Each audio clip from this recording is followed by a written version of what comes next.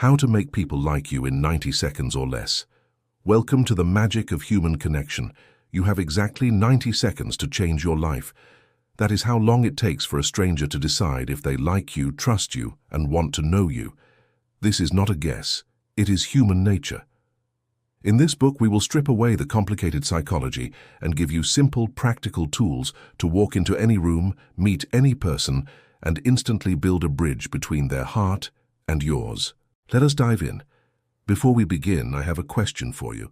Think about the last time you met someone new, and let me know in the comments below what the very first thing you noticed about them was. Was it their eyes, their smile, or their posture? Comment your answer down below. I would love to read your thoughts. Chapter 1. The first 100 milliseconds. The science of survival. We judge books by their covers, and we judge people by their presence. You are communicating before you even say a single word. You might think that people take their time to evaluate your character, listen to your jokes, and understand your personality before they make up their minds about you. The reality is far more shocking. You do not have minutes to make a first impression. You do not even have full seconds. You have fractions of a second.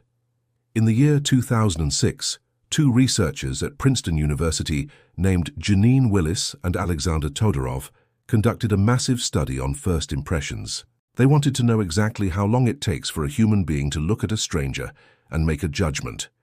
They showed participants photographs of unfamiliar faces for a tiny fraction of time.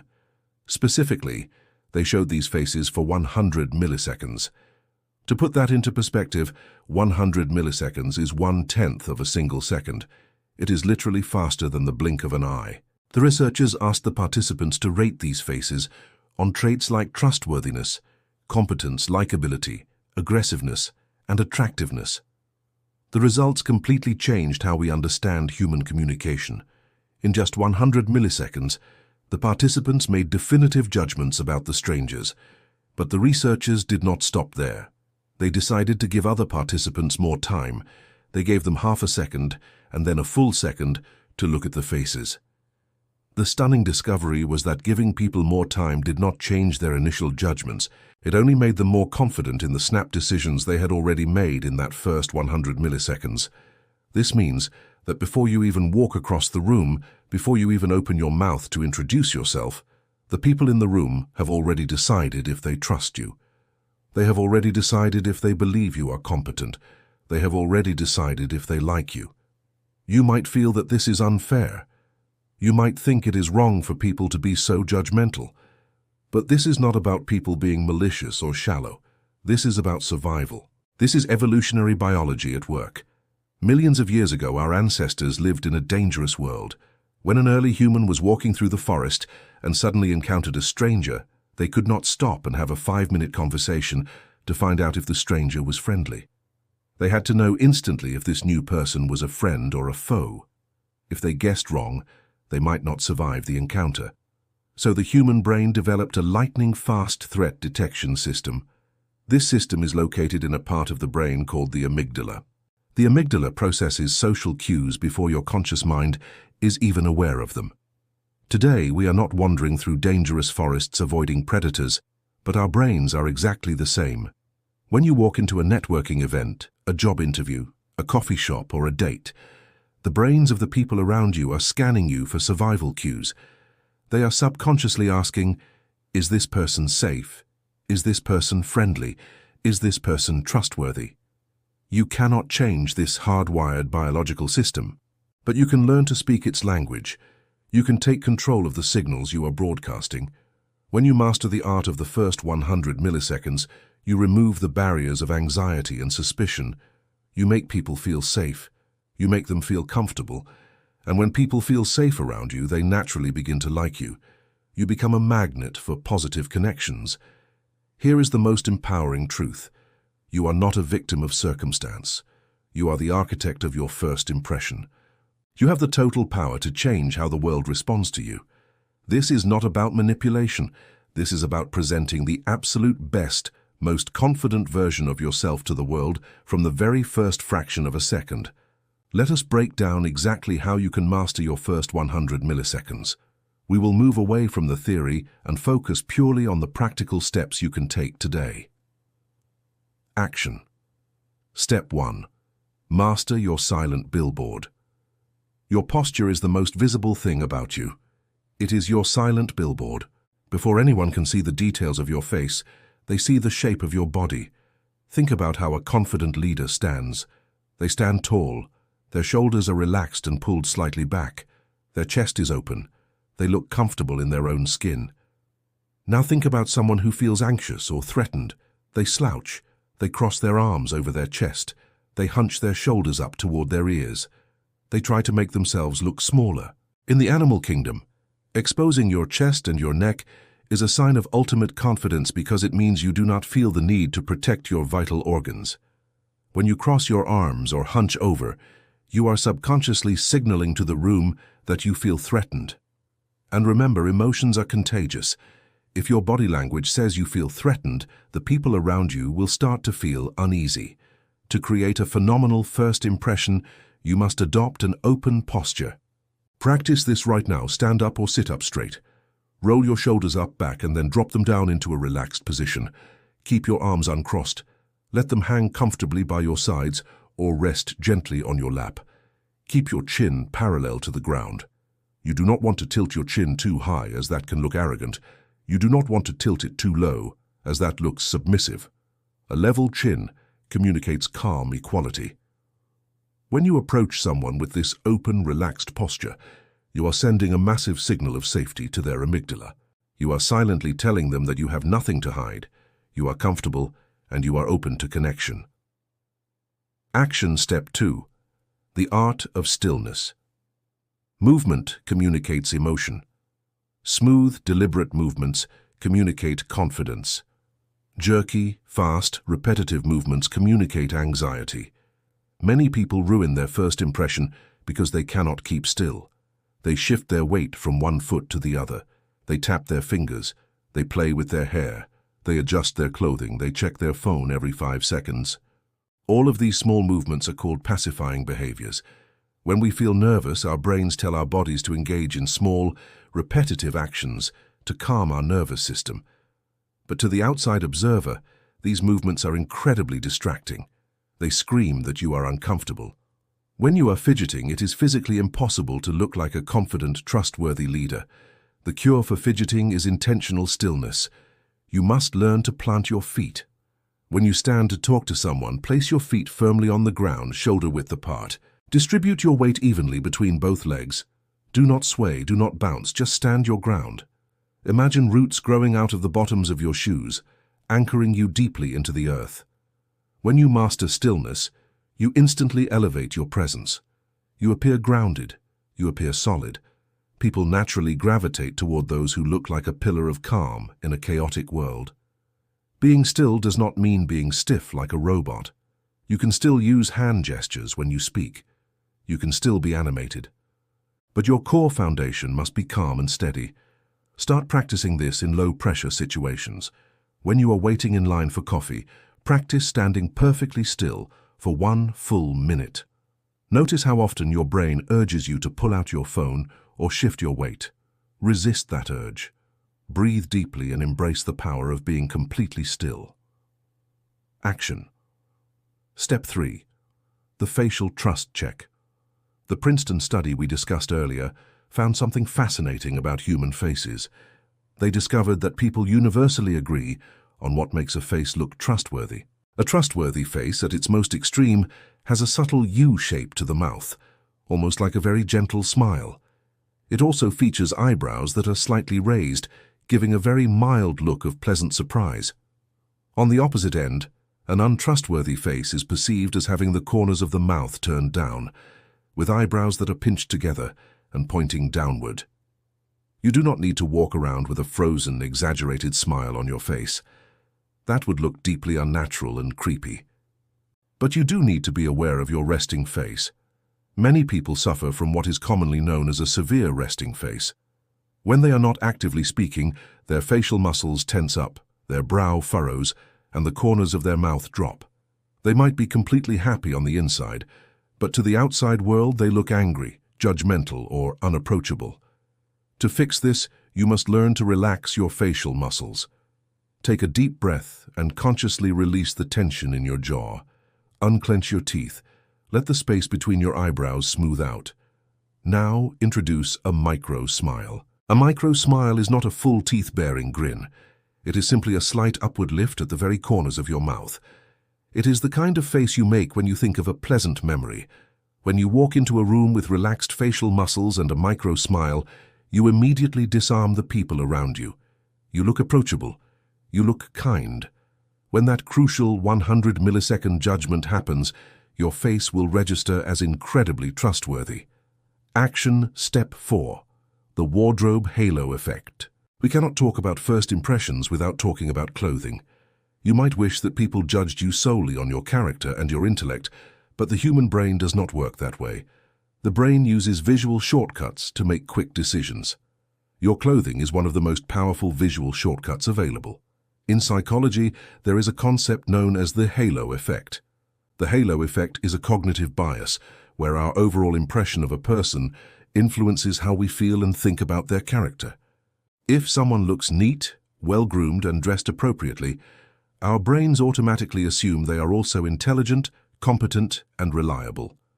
Good traits cast a positive halo over everything else. Conversely, if someone looks sloppy, wrinkled, or inappropriate for the occasion, the brain assumes they are also disorganized, lazy, or incompetent. You do not need to wear expensive designer clothing to take advantage of the halo effect. It is not about the price tag. It is about the fit, the cleanliness, and the context. You must dress slightly better than the baseline expectation of the room you are entering. If you are going to a casual networking event where most people wear jeans and simple shirts, you can wear jeans, but make sure they are dark, well-fitted, and paired with a crisp, high-quality shirt. Your clothes should show that you respect yourself and that you respect the people you are meeting.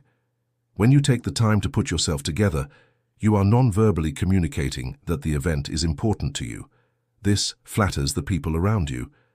Furthermore, when you know you look good, your internal confidence skyrockets. You stand taller. You smile more easily. Your external wardrobe positively impacts your internal state, which then radiates outward into your body language. It is a powerful upward spiral of confidence. Action Step 5. Enter with purpose. The very first moment someone sees you is usually when you are walking through a door. How you cross the threshold sets the tone for your entire presence. Many people enter a room hesitantly. They pause at the door, look down at their feet, hunch their shoulders, and slowly shuffle inside as if they are apologizing for taking up space. This immediately signals low status and low confidence. You must enter every room with purpose. Before you touch the door handle, take one deep breath. Roll your shoulders back. Lift your chin. Put that micro-smile on your face. When you walk through the door, do not stop in the doorway. Step fully into the room. Walk at a steady, deliberate pace. Keep your eyes up, scanning the room at eye level. Do not look down at the floor. Do not immediately pull out your phone to look busy. Walking with purpose shows that you belong there. It commands silent respect.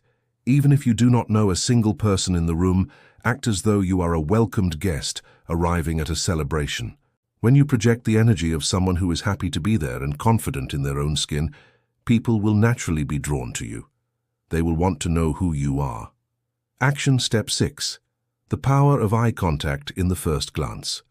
While your posture and your overall movement set the foundation, your eyes are the ultimate bridge between you and another human being. When you make eye contact with someone, you are acknowledging their existence on a profound level.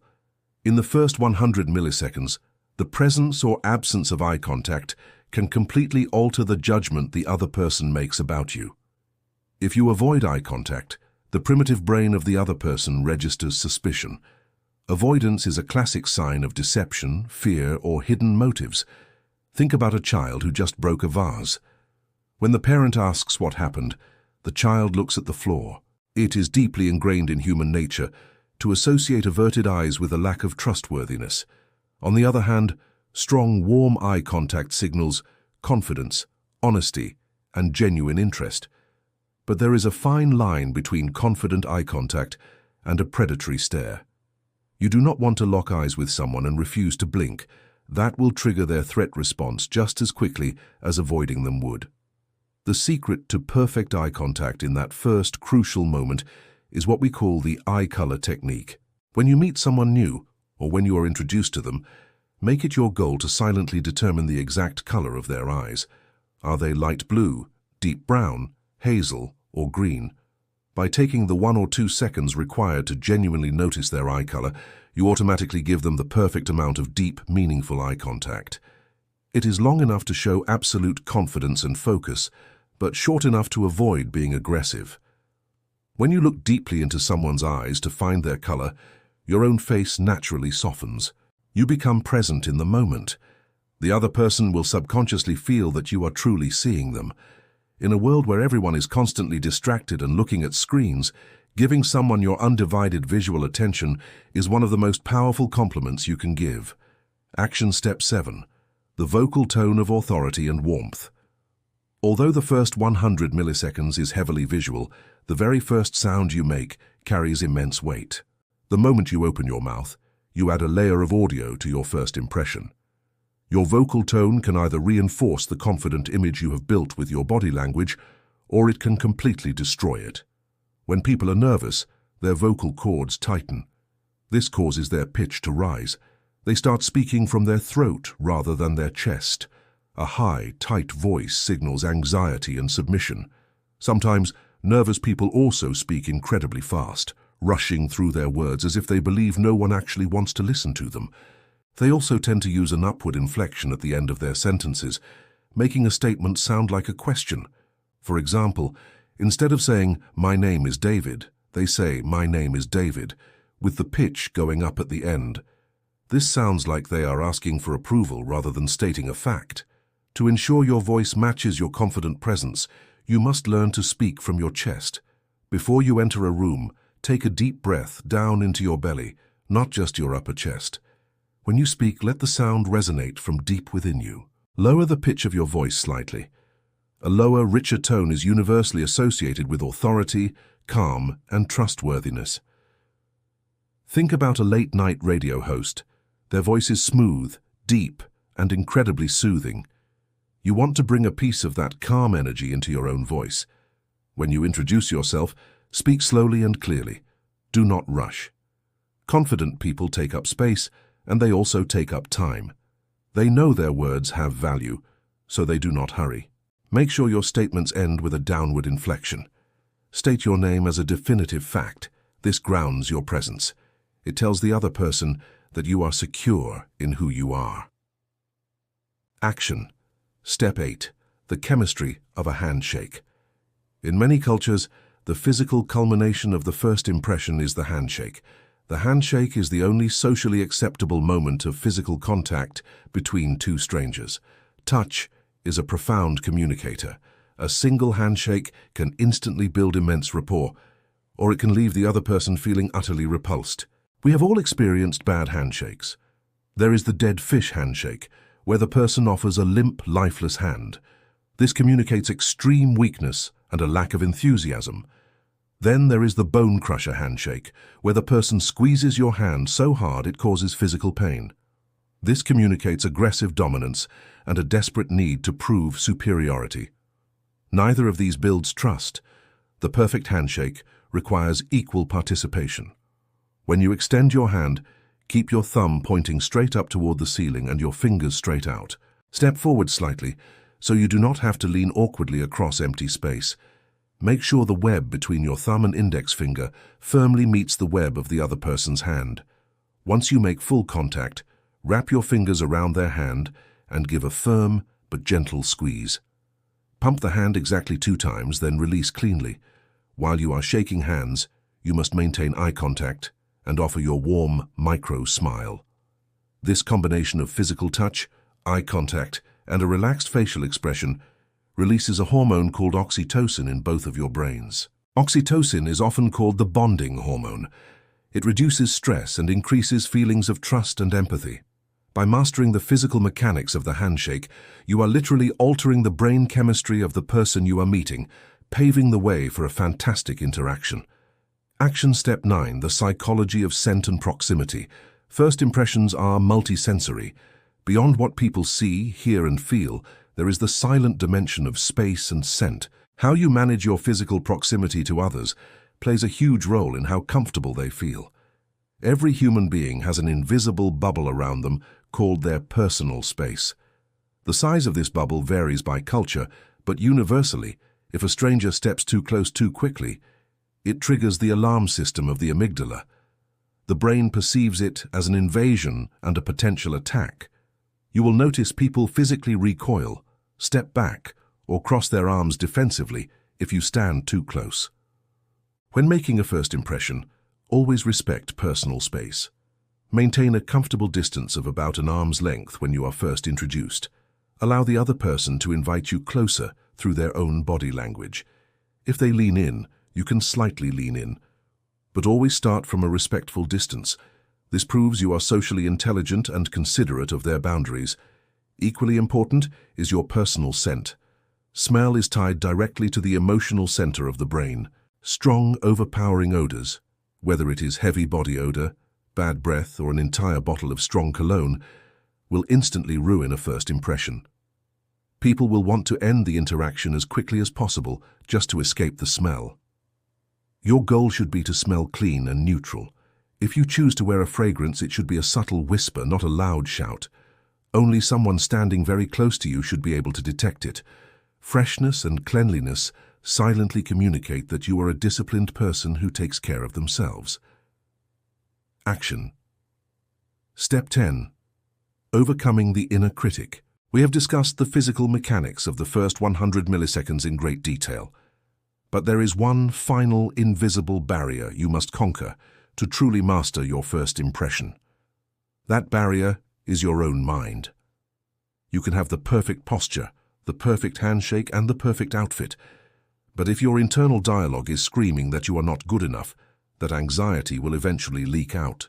People are incredibly intuitive. They can sense when someone is merely acting confident versus when someone truly feels secure.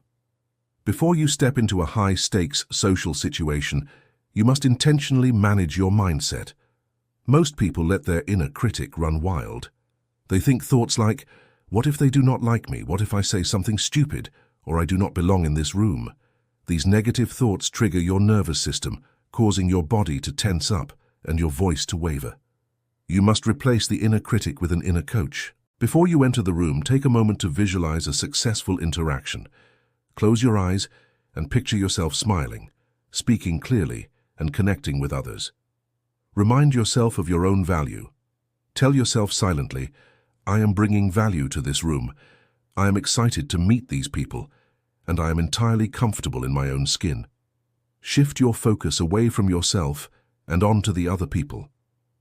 The fastest way to cure social anxiety is to stop worrying about how you look and start focusing on making the other person feel comfortable.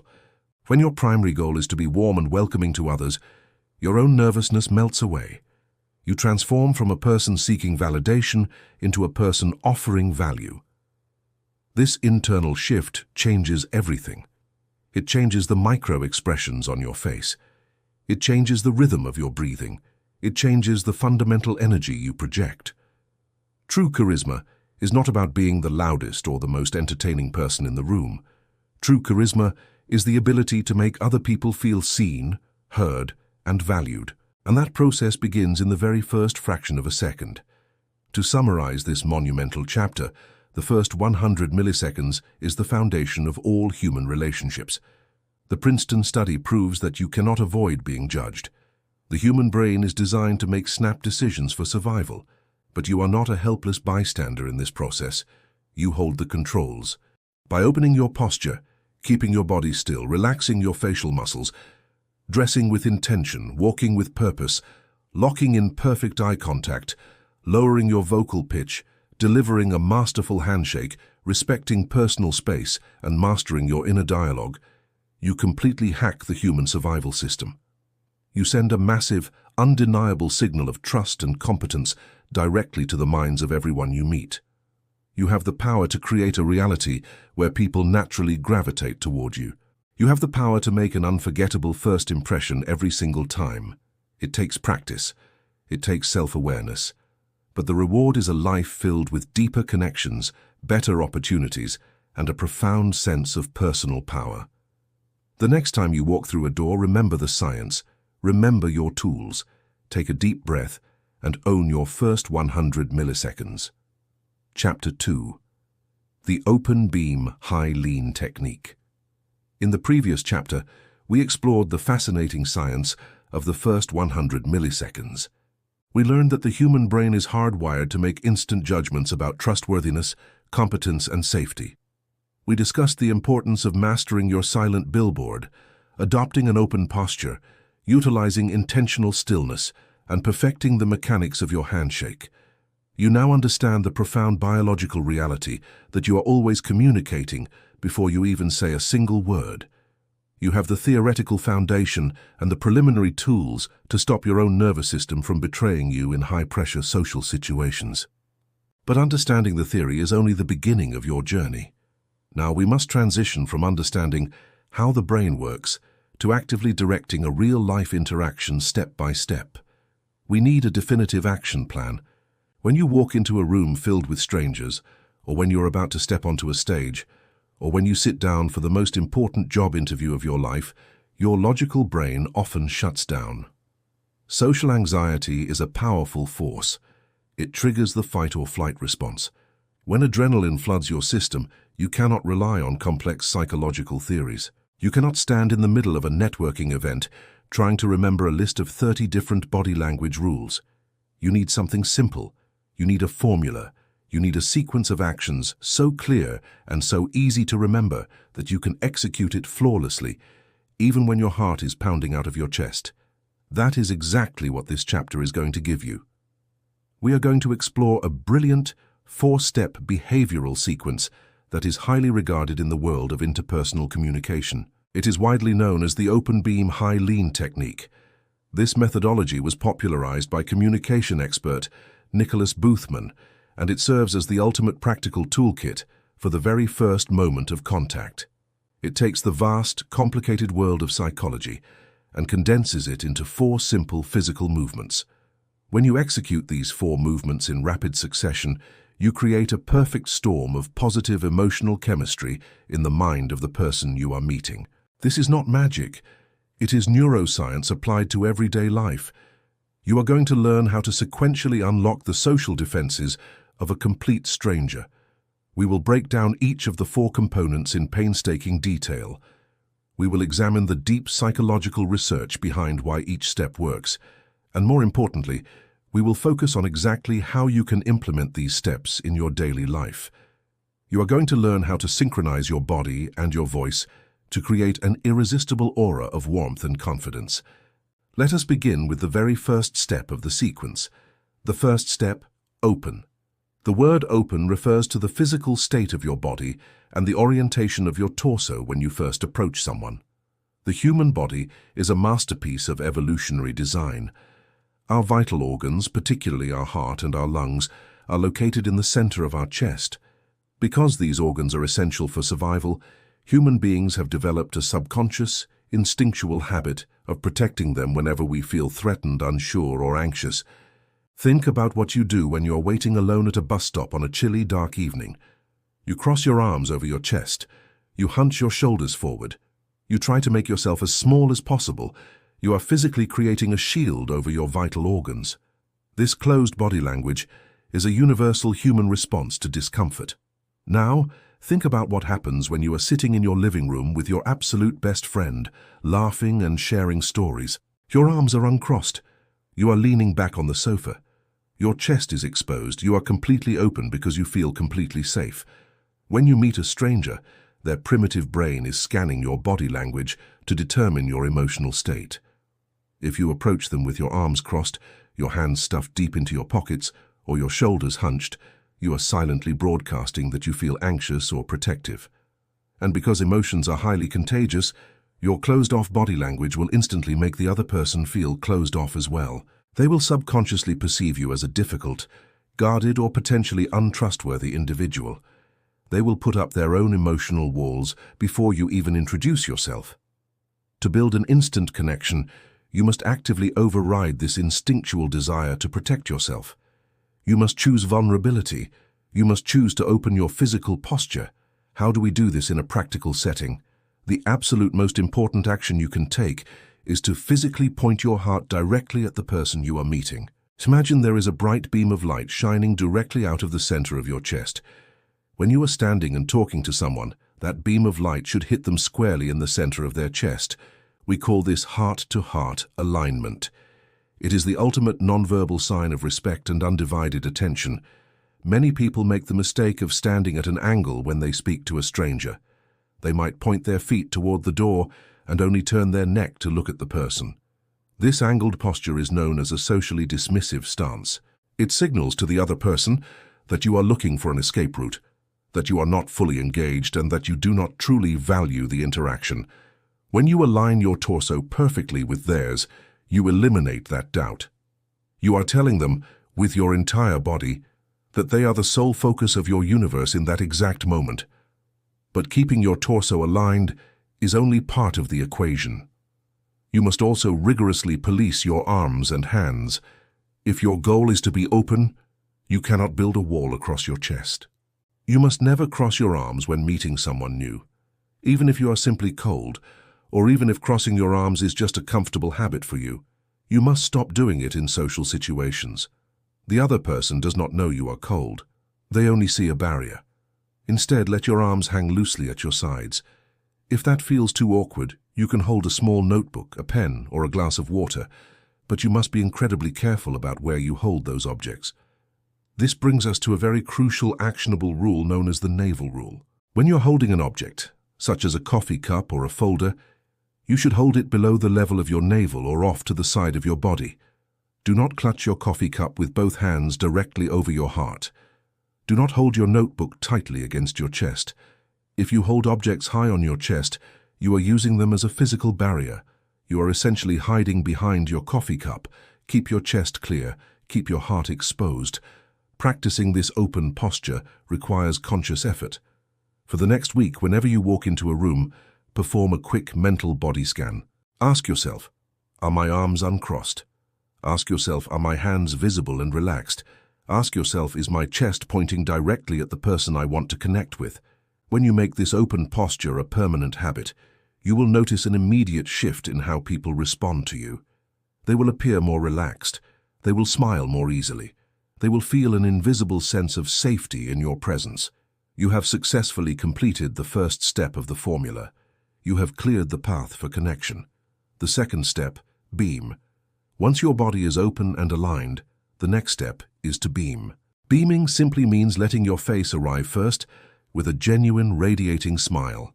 A smile is the most universally recognized facial expression on planet Earth. Regardless of culture, language, or background, a smile means friendliness. But here is the most critical distinction you will ever learn about human interaction. Not all smiles are created equal. The human brain is incredibly sophisticated, and it can instantly detect the difference between a real smile and a fake smile. To understand why this is so important, we must look at the groundbreaking work of a 19th century French neurologist named Guillaume Duchenne de Boulogne. Duchenne was fascinated by the mechanics of human facial expressions. He wanted to know exactly which muscles moved when people experienced different emotions. To figure this out, he conducted somewhat bizarre experiments where he applied electrical currents to the faces of his subjects to stimulate specific muscles. Through his extensive research, Duchenne discovered a profound truth about smiling. He realized that a polite, fake social smile only uses one set of muscles. These are the muscles located in the cheeks that pull the corners of the mouth upward. Anyone can consciously control these muscles. You can command your mouth to smile for a photograph, even if you are miserable inside. But a genuine smile of true happiness is entirely different. A genuine smile involves a second, totally involuntary set of muscles that orbit the eyes. When you experience true joy, your cheeks lift, the corners of your mouth go up, and the muscles around your eyes contract, creating tiny wrinkles commonly known as crow feet. Because these eye muscles cannot easily be controlled by your conscious will, they only activate when you are experiencing a real, positive emotion. In honor of his discovery, psychologists and scientists now refer to a genuine full-face smile as a Duchenne smile. Decades later, a brilliant psychologist named Paul Ekman picked up where Duchenne left off. Ekman dedicated his life to studying facial expressions across different cultures. His extensive research confirmed that the Duchenne smile is the absolute gold standard of human connection. Ekman discovered that when you display a Duchenne smile, the people looking at you naturally feel positive emotions. It is a biological trigger for trust. But the science of the smile gets even more incredible. We must talk about mirror neurons. In the human brain, there is a specialized network of cells called mirror neurons. These cells are responsible for empathy and imitation. When you see someone perform an action, your mirror neurons fire in the exact same pattern as if you were performing the action yourself. Researchers at Uppsala University in Sweden, including Ulf Dimberg and Monica Thunberg, conducted a fascinating study on this phenomenon. They attached tiny sensors to the faces of participants to measure microscopic muscle movements. Then, they showed the participants photographs of people displaying different emotions. When the participants saw a picture of a genuine smile, the sensors recorded that their own facial muscles immediately began to twitch upward into a smile. This happened completely unconsciously. The participants were not trying to smile back. Their mirror neurons simply forced their bodies to mimic the emotion they were seeing. The researchers even took it a step further. They used a technique called backward masking, where they flashed the smiling pictures so fast that the participants did not even consciously register seeing a face. Even then, their facial muscles still twitched into a smile. This proves that emotional contagion is hardwired into our biology. When you approach someone and beam a genuine Duchenne smile at them, their mirror neurons instantly catch that positive energy. Before they have time to think about it, their brain chemically rewards them for interacting with you.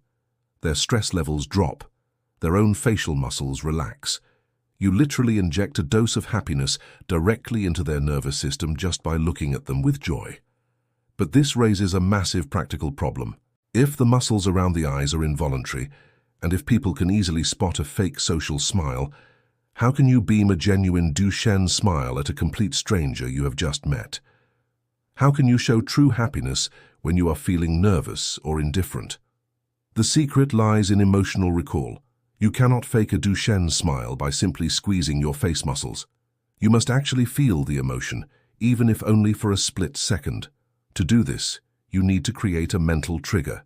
I want you to think of a memory, an image, or a person that fills you with absolute, undeniable joy.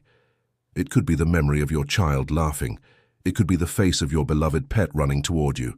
It could be a hilarious joke a friend told you years ago. Whatever it is, find that one specific thought that always makes your eyes light up. When you're about to introduce yourself to someone, take a fraction of a second to bring that joyful image to the front of your mind. Let the genuine warmth of that memory flood your chest. As the emotion rises, let it spread across your face. Let the smile reach all the way up into your eyes. When you do this, you are no longer plastering a fake, nervous grin on your face.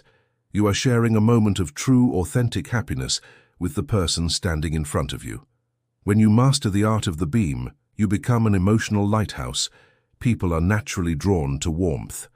In a world full of stressed, anxious, and guarded individuals, a person who can genuinely smile is a rare and magnetic force. Practice your emotional recall every single day. Practice it when you greet the barista at the coffee shop.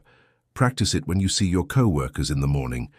Train your brain to access joy on command, and your smile will become your most powerful tool for connection. The third step. Hi, you have opened your posture. You have beamed a genuine smile. You have created an environment of visual and emotional safety. Now, it is time to break the silence. The third step is to say hi, introduce yourself, and most importantly, discover and use their name. To understand the immense power of a name, we can look to the legendary self-help author Dale Carnegie. Almost a century ago, Carnegie wrote that the name of a person is, to that person, the sweetest and most important sound in any language. He intuitively understood that using the name of someone is the ultimate sign of respect. But today, we do not have to rely solely on intuition. We have the technology to prove exactly why Carnegie was right. Modern neuroscience has revealed that our brains react to our own names in a completely unique way. To illustrate this, we must look at a fascinating functional magnetic resonance imaging study conducted by researchers Dennis Carmody and Michael Lewis at the University of Medicine and Dentistry of New Jersey. The researchers placed participants inside brain scanners and played recordings of various voices speaking different names. They played the names of strangers. They played the names of celebrities. And, sporadically, they played the actual first name of the participant. The results were spectacular. When participants heard the names of strangers, their brains showed very little specialized activity. But the exact moment they heard their own name, a massive network of brain regions instantly lit up with activity. Specifically, hearing your own name powerfully activates the medial prefrontal cortex. This is the area of the brain associated with self-identity, personal reflection, and social behavior. Furthermore, hearing your own name triggers the release of dopamine and serotonin. Dopamine is the chemical associated with reward, motivation, and pleasure. When you hear your name spoken by someone else, your brain gives you a tiny biological reward. It makes you feel acknowledged. It makes you feel validated. It sends a subconscious signal to your nervous system that you matter, that you are seen, and that you belong. Psychologists also refer to a phenomenon known as the cocktail party effect. Imagine you are standing in a crowded, noisy room at a party. There are dozens of conversations happening all around you. Your brain naturally filters out all the background noise so you can focus on the person talking right in front of you. But if someone standing all the way across the room quietly mentions your name, your brain instantly snaps your attention toward them.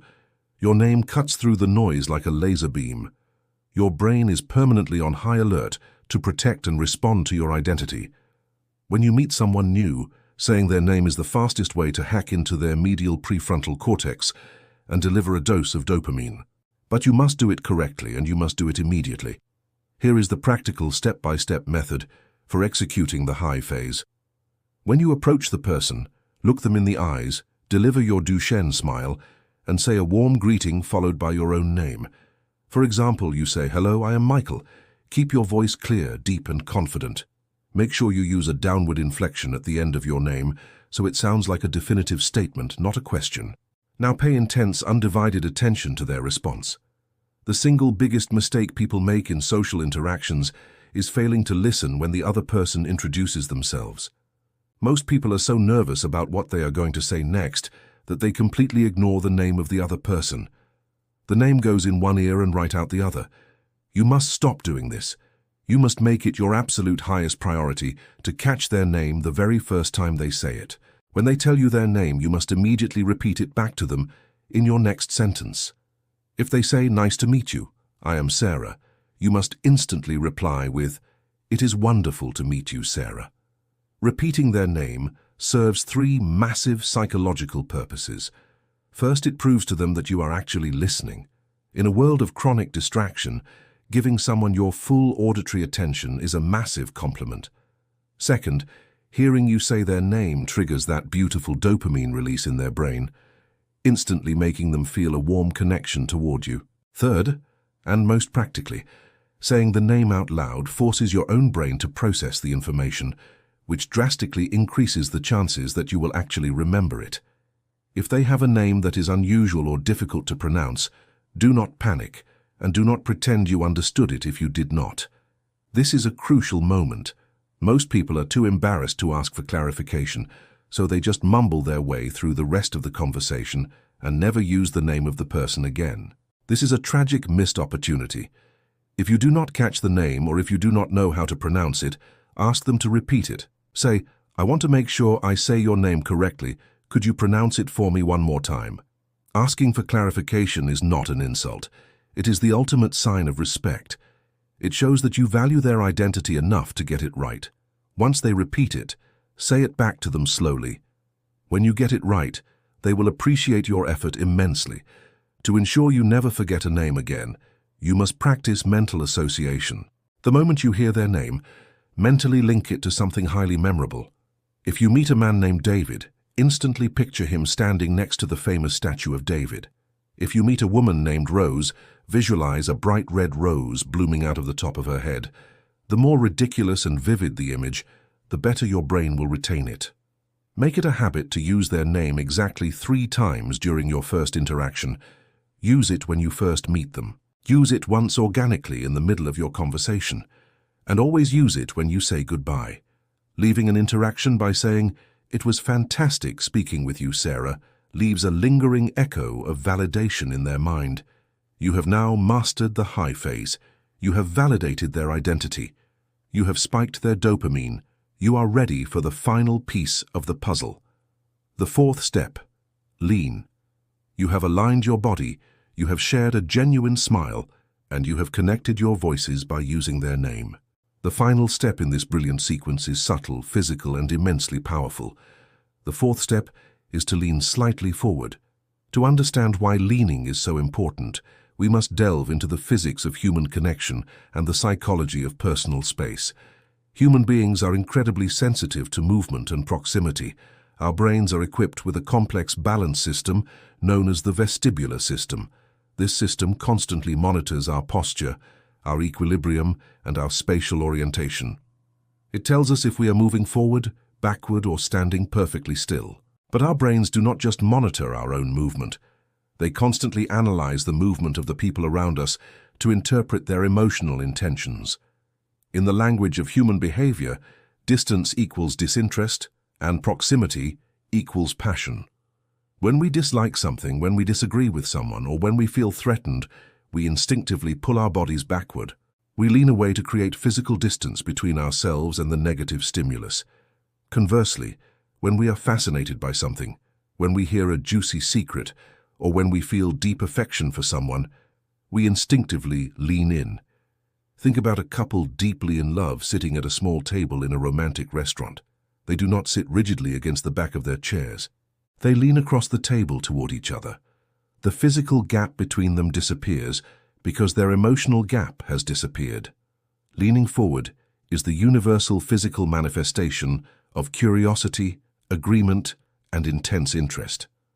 When you lean slightly toward a stranger during an introduction, you are silently screaming, "I am genuinely interested in you, and I want to bridge the gap between us." It is a non-verbal compliment of the highest order. However, this step requires immense calibration and social intelligence. Leaning forward does not mean lunging at the other person. It does not mean invading their personal space or making them feel physically trapped. If you lean in too far, or if you lean in too aggressively, you will trigger their amygdala. Their brain will perceive you as a threat, and they will physically step back. Once you have forced someone to take a defensive step backward, you have lost the magical connection of the first 90 seconds. The perfect lean is what communication experts call a micro-lean. It is a very subtle shift in your center of gravity. When you are standing and talking to someone, you should have your feet planted firmly shoulder-width apart. To execute the micro-lean, simply shift your weight slightly from your heels toward the balls of your feet. Let your torso hinge forward just 1 or 2 inches. That is all it takes. You do not need to bend at the waist like you're taking a bow. You simply need to incline your energy in their direction. If you are sitting down across from someone at a desk or a table, the mechanics are slightly different. Do not slouch back into the depths of your chair. Sit up straight and simply tilt your chest forward slightly over the edge of the table. Rest your forearms on the table if it feels natural. This prevents you from appearing too laid back or apathetic. The timing of the lean is just as important as the physical movement. You should initiate the micro-lean at the exact moment you are saying their name. Let us combine the steps to see how this flows in real time. Imagine you are walking toward a new colleague. You stop at a polite distance. You check your posture, ensuring your arms are uncrossed and your heart is pointing directly at them. That is the open phase. You bring up a joyful memory, allowing a genuine Duchenne smile to spread across your face and crinkle your eyes. That is the beam phase. You extend your hand, maintain warm eye contact and say, "Hello, I am Michael." They respond by saying, "Hi, I am David." You instantly reply, "It is great to meet you, David." That is the high phase. And precisely as you say the word David, you shift your weight onto the balls of your feet and tilt your chest forward just 1 inch. That is the lean phase.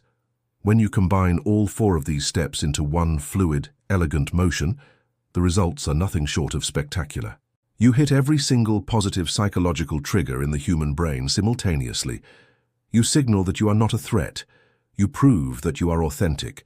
You validate their personal identity, and you demonstrate intense, respectful interest. The other person will not consciously realize what you just did. They will not think to themselves, "Oh, he just used the open beam, high lean technique on me." Instead, they will walk away from the interaction thinking, "Wow, what an incredibly warm, confident, and likable person." Likable. This sequence is the ultimate antidote to social anxiety. When you focus all of your mental energy on executing these 4 simple steps, you do not have any brain power left over to worry about yourself. You stop obsessing over whether you look silly or whether your hands are sweating. You replace fear with a definitive action plan. You become proactive rather than reactive. Let us discuss how you can practice this formula to make it second nature. You cannot wait until the most important interview of your life to try this for the first time. Under extreme stress, you will default to your oldest habits. If your old habit is to cross your arms and stare at the floor, that is exactly what you will do. You must build muscle memory. Your assignment is to practice the sequence on incredibly low-stakes targets. Practice it on the cashier at the grocery store. Practice it on the delivery driver who brings your packages. Practice it on your neighbors when you see them in the hallway. Treat every minor daily interaction as a laboratory for human connection. Before you approach the checkout counter, consciously drop your arms and open your chest. As you step up to pay, trigger your emotional recall and beam your Duchenne smile. Say hello and read their name tag. Say, "Hi, Jessica, how is your day going today?" And as you ask the question, give a subtle micro-lean over the counter. Observe their reaction. Notice how their entire demeanor shifts. Notice how their own face relaxes into a smile. Notice how their tone of voice softens. When you see the tangible, immediate results of this technique, your confidence will skyrocket. You will realize that you possess a social superpower. You have the ability to dramatically improve the emotional state of almost anyone you meet simply by managing your own body and voice. As we conclude this chapter, I want you to remember a profound truth about human nature. Everyone you meet is walking around with an invisible sign around their neck that says, "Make me feel important." We are all navigating a complicated, often lonely world. We all crave connection. We all want to feel safe, seen, and valued. When you use the open beam, high lean technique, you are not manipulating people to get what you want. You are giving them exactly what they desperately need. You are offering them a brief sanctuary of warmth and undivided attention in a cold world. Do not underestimate the impact you can have in just 90 seconds. The way you look at someone, the way you smile, the way you say their name, these tiny actions have the power to alter the trajectory of their entire day. When you dedicate yourself to mastering this simple, elegant formula, you will never have to worry about making a good first impression again. You will walk into every room knowing exactly how to unlock the hearts and minds of the people inside. Practice the steps. Master your body language. Share your genuine joy. Validate their identity. Lean into the magic of human connection. You are now ready to take your skills to an even deeper level. You are ready to learn the invisible art of mirroring. Let us turn the page and continue our journey. Chapter 3. The Magic of Mirroring. You have successfully navigated the absolute hardest part of any social interaction. You have conquered the first 100 milliseconds by managing your silent billboard, and you have effortlessly executed the open beam high lean technique.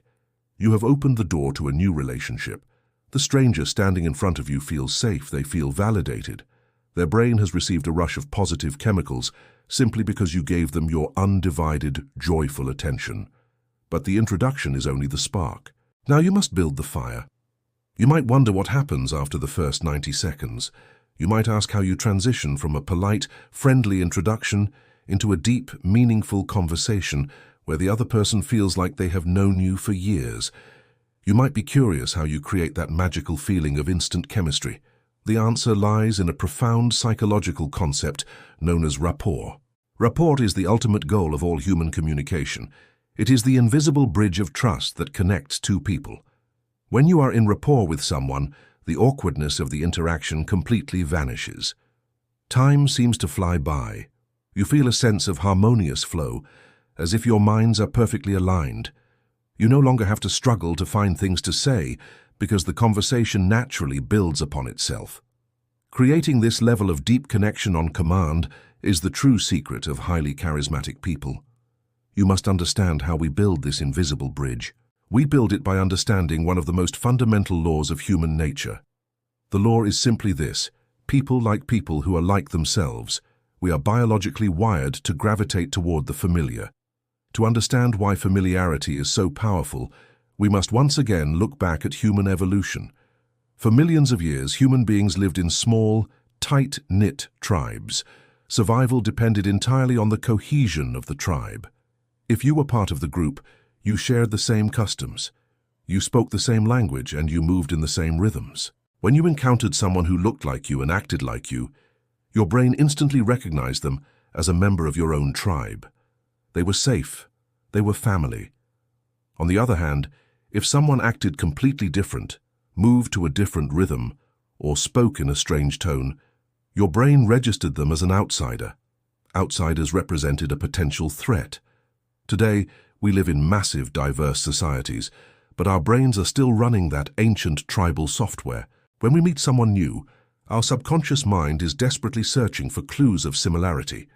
We want to know if this person is like us. We want to know if they view the world the way we do. We want to know if they understand our rhythm. When the brain detects similarity, it drops its defensive shields. It opens up. It allows trust to form. Most people try to establish similarity through conversation. They try to find common hobbies. They ask about golf or what kind of music the other person listens to. Finding common interests is wonderful, but it takes time. It relies entirely on luck. You must consider what happens if you do not share any common hobbies. You must figure out how to connect if you are completely different on paper. The secret of the greatest communicators in the world is that they do not wait to discover common ground. They create it instantly through their physical and vocal behavior. This process is called mirroring. Mirroring is the art of subtly adopting the physical posture, the vocal tone, and the energy level of the person you are interacting with. When you mirror someone, you are communicating to their subconscious mind that you are part of their tribe. You are sending a massive non-verbal signal that says you are like them, you understand them, and they are safe with you. This is not some manipulative trick. Mirroring is actually a completely natural human behavior. We all do it subconsciously when we are around people we love. Think about sitting in a coffee shop with your best friend. If you were to watch a video recording of that interaction, you would notice something astonishing. When your friend leans forward to tell a secret, you lean forward. When your friend takes a sip of their coffee, you take a sip of yours. When your friend lowers their voice, you lower your voice. You engage in a beautiful, synchronized dance without ever thinking about it. This natural phenomenon has been extensively studied by scientists and psychologists. In 1999, researchers Tanya Chartrand and John Bargh published a groundbreaking study on this exact behavior, which they famously named the chameleon effect. They wanted to know what would happen if a stranger intentionally mirrored the physical movements of a research participant. In their experiment, participants were asked to sit in a room and have a conversation with a stranger, who was actually a researcher in disguise. For half of the participants, the hidden researcher would subtly mimic their body language. If the participant crossed their legs, the researcher crossed their legs. If the participant rubbed their face, the researcher rubbed their face. For the other half of the participants, the researcher did not mirror them at all. After the interaction, the participants were asked to fill out a survey rating how much they liked the stranger and how smoothly they felt the interaction went. The results were absolutely clear. The participants who were mirrored reported liking the stranger significantly more than the participants who were not mirrored. Furthermore, they rated the interaction as being much smoother and more enjoyable. The most fascinating part of the study was that not a single participant realized they were being mirrored. The imitation bypassed their conscious awareness entirely and went straight to the emotional center of their brain, generating instant feelings of trust and likability. The magic of mirroring extends far beyond simple body language. Modern research has revealed that when people are deeply engaged in an interaction, their actual physiology begins to synchronize. A remarkable study investigated how human bodies react when people share a mental experience. Researchers discovered that when people pay close attention to the same story, their heart rates naturally begin to synchronize. This phenomenon proves that our bodies are constantly seeking alignment with others. Even without physical touch, simply being engaged and attentive to a shared narrative causes the fundamental rhythms of our hearts to match. This means that when you actively focus on another person and align your behavior with theirs, you are literally syncing up with them on a biological level. Your goal is to recreate the natural harmony that exists between best friends, but to do it intentionally from the very first minute you meet someone. Before we break down the exact actionable steps of mirroring, we must address the single biggest fear people have when learning this technique. People are terrified of getting caught. They think that if they copy the movements of the other person, they will look like a strange robot playing a game of Simon Says. They worry that the other person will feel mocked or manipulated. This fear is completely valid. If you mirror someone clumsily or aggressively, it will backfire completely. True mirroring is the exact opposite of mocking. Mocking is an exaggeration. Mirroring is an elegant, subtle reflection. You are not trying to be their identical twin. You are trying to match their overall energy and their map of the world. The rule of subtlety is your guiding principle. Let us dive into the practical action steps of how to execute perfect mirroring in your daily life. We will start with the physical body and work our way into the deeper levels of vocal and emotional synchronization. Action step 1, the posture match. The easiest and most effective way to begin mirroring someone is to match their overall physical posture. When you first approach someone and execute the open beam, high lean technique, pay close attention to how they are holding themselves in space. You must observe if they are standing tall with their weight distributed evenly. You must look to see if they are leaning heavily on one leg. You must notice if they are resting their arm on a nearby table. You must observe if they are sitting back relaxed in their chair or if they are perched on the edge of their seat. Whatever their foundational posture is, your job is to slowly and casually adopt a similar stance. If you are standing at a networking event and you notice the other person has their weight shifted onto their right foot, you should casually shift your weight onto your left foot. You want to look like their reflection in a mirror. This posture match instantly removes physical friction. Imagine how uncomfortable it feels when you are sitting totally relaxed on a comfortable couch and someone pulls up a rigid wooden chair, sits bolt upright, and stares down at you. Their intense, rigid posture directly clashes with your relaxed state. It makes you feel anxious. By simply matching the physical orientation of the other person, you tell their subconscious mind that you respect their physical space and their current state of comfort. Action step 2, the crossover mirror. Sometimes you will encounter a situation where directly mirroring someone is impossible, inappropriate, or simply too obvious.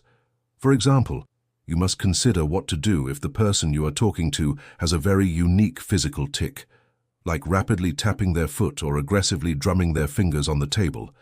If you immediately start drumming your fingers on the table at the exact same speed, they will definitely notice, and they might think you are making fun of them. You must also consider a situation where the other person has closed body language.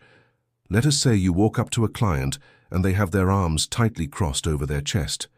You know from Chapter 1 that you should never cross your arms because it blocks connection. But you also know that you need to mirror them to build rapport.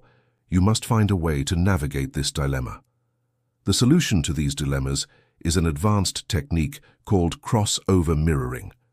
Crossover mirroring involves matching the rhythm or the tension of the other person using a different part of your body.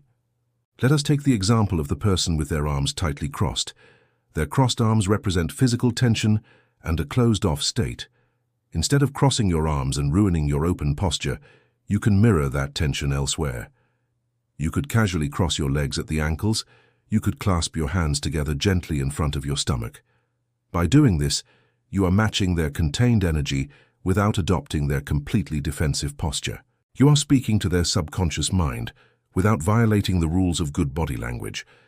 Now let us take the example of the person who is rapidly tapping their foot. This represents high nervous energy. Instead of tapping your foot, you could mirror their rhythm by subtly nodding your head at the exact same tempo. You could gently tap your pen on your notebook to their rhythm. Their subconscious mind will register that you are operating on the same frequency. but their conscious mind will never suspect a thing. Crossover mirroring allows you to build rapport in any situation, no matter how unusual the behavior of the other person might be. Action Step 3. Vocal accommodation and speech convergence. Physical mirroring is incredibly powerful, but it is only half of the equation. As soon as the conversation moves past the initial introduction, the focus shifts to the auditory channel. To truly make someone feel like they belong with you, you must mirror the way they speak. In the field of linguistics and psychology, this is known as communication accommodation theory. This theory explains that individuals naturally adapt their communicative behaviors to each other to achieve solidarity and reduce social distance. When we change our speech to become more similar to our conversation partner, it is called speech convergence. Speech convergence is an absolute game changer. Think about the massive difference in how people communicate. Some people speak incredibly fast, packing 100 words into a single breath. Their energy is high, chaotic, and enthusiastic. Other people speak very slowly. They pause between words. They carefully consider their thoughts before they vocalize them. Their energy is calm, grounded, and deliberate. If a fast talker meets a slow talker, disaster usually ensues. The fast talker feels like the slow talker is boring, unenthusiastic, and taking forever to get to the point. They get impatient.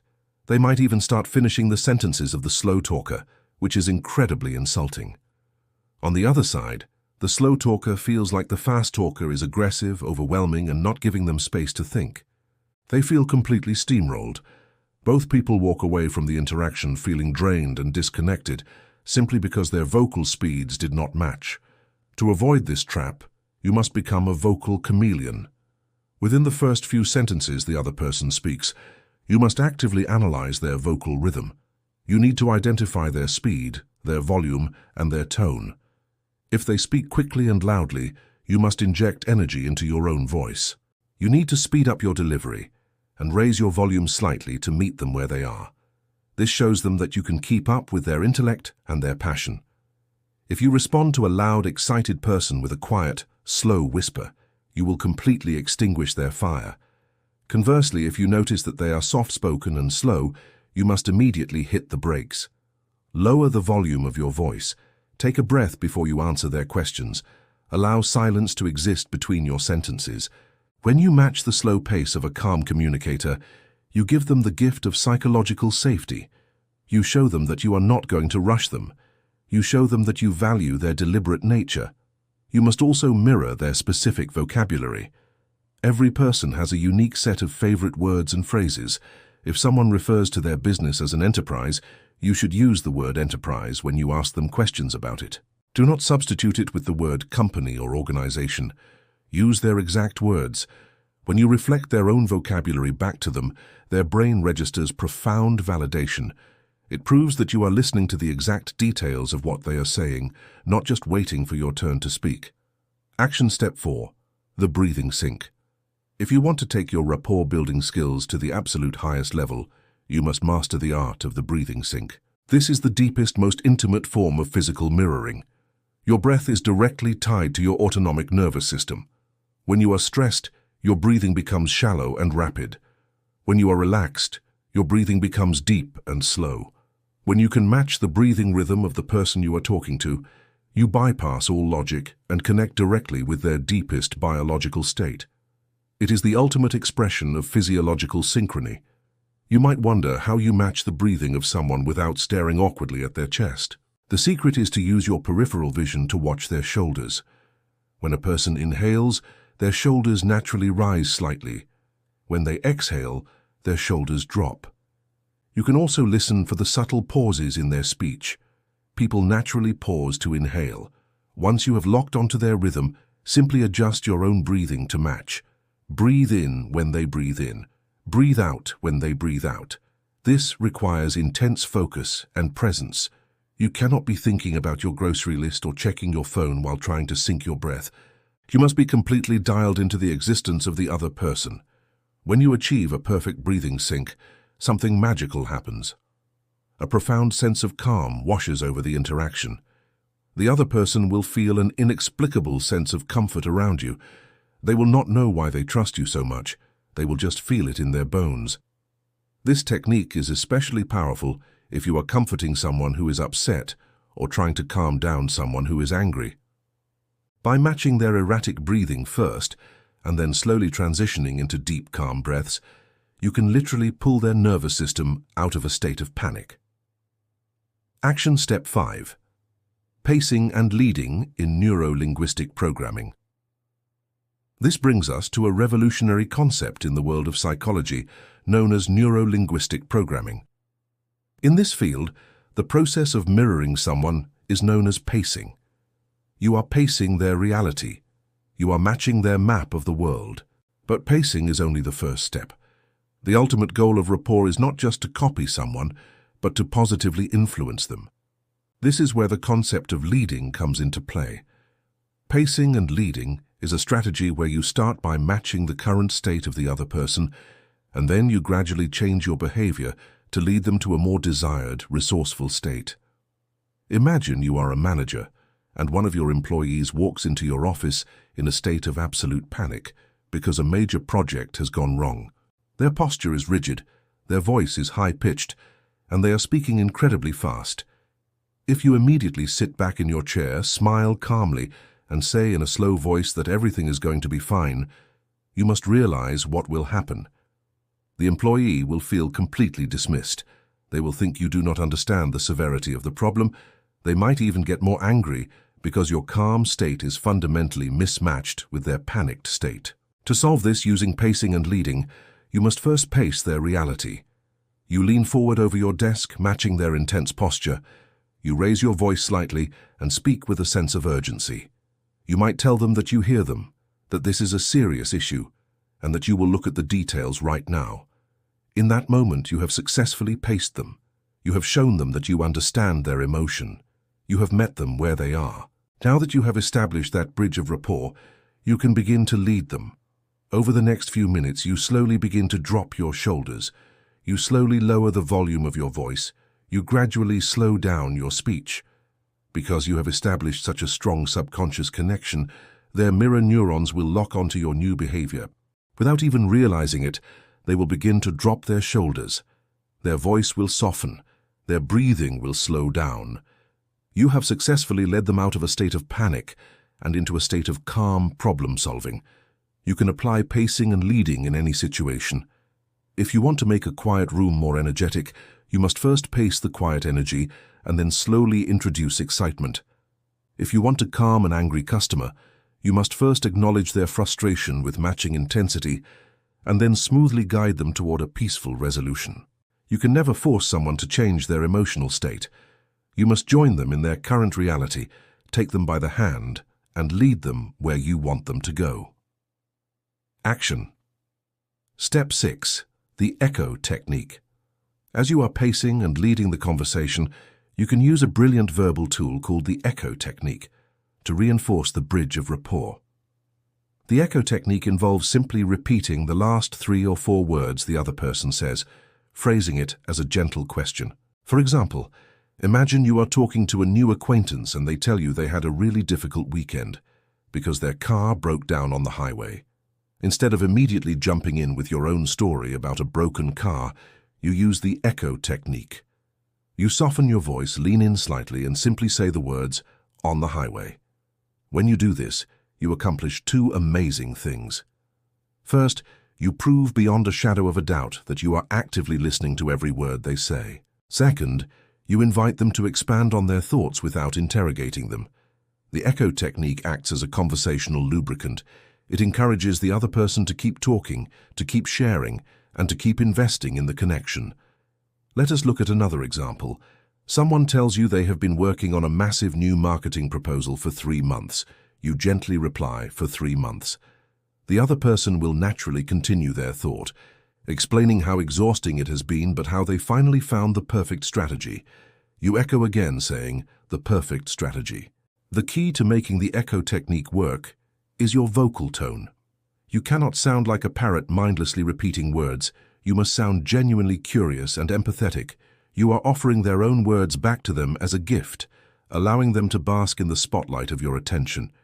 When people feel profoundly heard, they naturally attach feelings of deep affection to the person doing the listening. Action. Step 7. The delay technique. As you practice mirroring posture, voice, and breathing, you must be hyper-aware of your timing. If someone crosses their legs and you immediately cross your legs 1 millisecond later, the conscious brain of the other person will notice the anomaly. It will feel artificial. It will feel rehearsed. To keep your mirroring strictly in the subconscious realm, you must master the delay technique. When the other person makes a significant posture shift, do not react immediately. Count silently to yourself. 1, 2, 3. Let a few seconds pass. Continue the conversation naturally. Then casually make your adjusting movement. This slight delay mimics the natural flow of human interaction. In a real conversation between best friends, movements are not instantaneous. They ebb and flow like waves on a beach. One person shifts, the energy settles, and then the other person shifts to match. By forcing yourself to wait 3 seconds before you mirror a movement, you ensure that your actions look entirely organic. You become a master of the invisible dance. Action step 8. Testing the bridge. You might wonder how you know when you have finally succeeded. You might want to know when the bridge of rapport is fully built and the other person is completely connected to you. You do not have to guess. You can scientifically test the connection through a process called testing the lead. Once you have spent several minutes pacing the other person, matching their posture, syncing their voice, and echoing their words, it is time to see if the connection is real. You do this by making a distinct, deliberate physical movement that is entirely your own. For example, if you are both leaning forward with your arms on the table, you decide to test the lead. While continuing the conversation naturally, you slowly lean back, uncross your arms, and gently rest your hand on your chin. Now you wait and watch. If you have established true rapport, the other person will unconsciously follow your lead. Within 10 to 20 seconds, they will also lean back. They might not copy your exact hand position, but they will adopt your more relaxed, open posture. When you see them follow your movement, you will experience an incredible rush of confidence. You will know, with absolute certainty, that you have captured their subconscious trust. If you make a movement and the other person does not follow, do not panic. It simply means the bridge of rapport is not quite strong enough yet. You have not paced them long enough. All you have to do is drop back into pacing mode. Go back to mirroring their posture. Go back to matching their voice. Give it another 5 minutes of deep, focused attention and then test the lead again. It is a beautiful game of calibration and empathy. The magic of mirroring is not about manipulating people into doing what you want. It is about fundamentally removing the barriers that keep human beings apart. We live in a world where everyone is desperately trying to be heard, but very few people are actually listening. We are constantly shouting our own opinions, defending our own postures, and living in our own isolated realities. When you choose to mirror someone, you are making a profound sacrifice of your own ego. You are deciding that, for this brief moment in time, the reality of the other person is more important than your own. You are willing to step out of your comfort zone, adopt their rhythm, and speak their language. You are telling them that they are worthy of being understood. This level of empathy is incredibly rare. When you master it, you become an absolute magnet for human connection. People will walk away from conversations with you feeling invigorated, validated, and deeply respected. They will tell others that they do not know what it is about you, but they just feel so comfortable around you. They will seek out your company, they will trust your advice, and they will eagerly want to be a part of your life. Your assignment for the coming week is to practice the art of the chameleon. Do not try to master every single step at once. Choose one specific technique and focus on it entirely. Tomorrow, when you go to work or out with friends, make it your goal to only mirror physical posture. Pay attention to how people sit and stand, and casually blend your body into theirs. Notice how it changes the dynamic of the conversation. The day after that, focus entirely on vocal matching. Listen to the speed and volume of the people you talk to, and adjust your own voice accordingly. See what happens when you slow down for a slow talker, or speed up for a fast talker. Once you have mastered the individual elements, you can begin to weave them all together. You will start with the first 100 milliseconds. Open your posture, beam your smile, state their name, and lean in.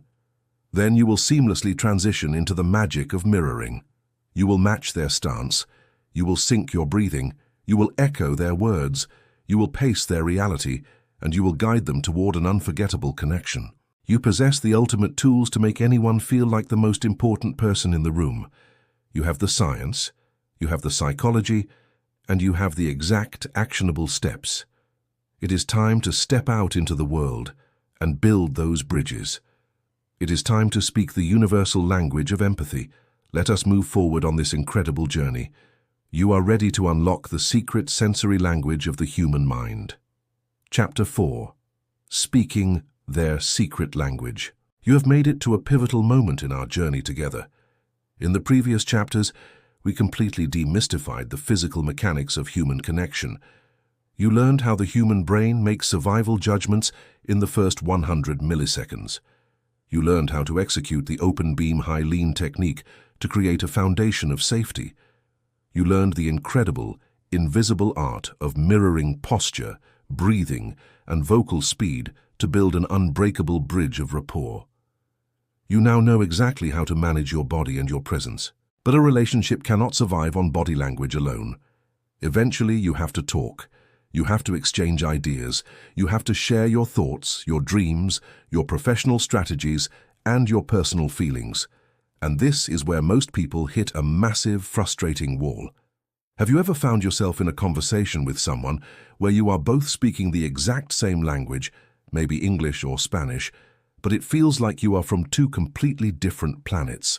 You are explaining your point of view as clearly as you possibly can, but they just stare at you with a blank expression. They do not get it. They do not understand your vision. Or perhaps you have been in an argument with a partner where they accuse you of not listening to them, while you accuse them of not seeing the reality of the situation. These disconnects happen every single day in boardrooms, in coffee shops, and in living rooms all across the world. They cause immense frustration. They ruin business deals. They destroy romantic relationships. And the great tragedy is that these misunderstandings are almost never about the actual topic you are discussing. They are about the sensory language you are using.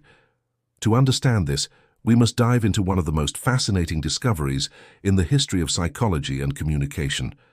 We must explore how the human mind filters reality.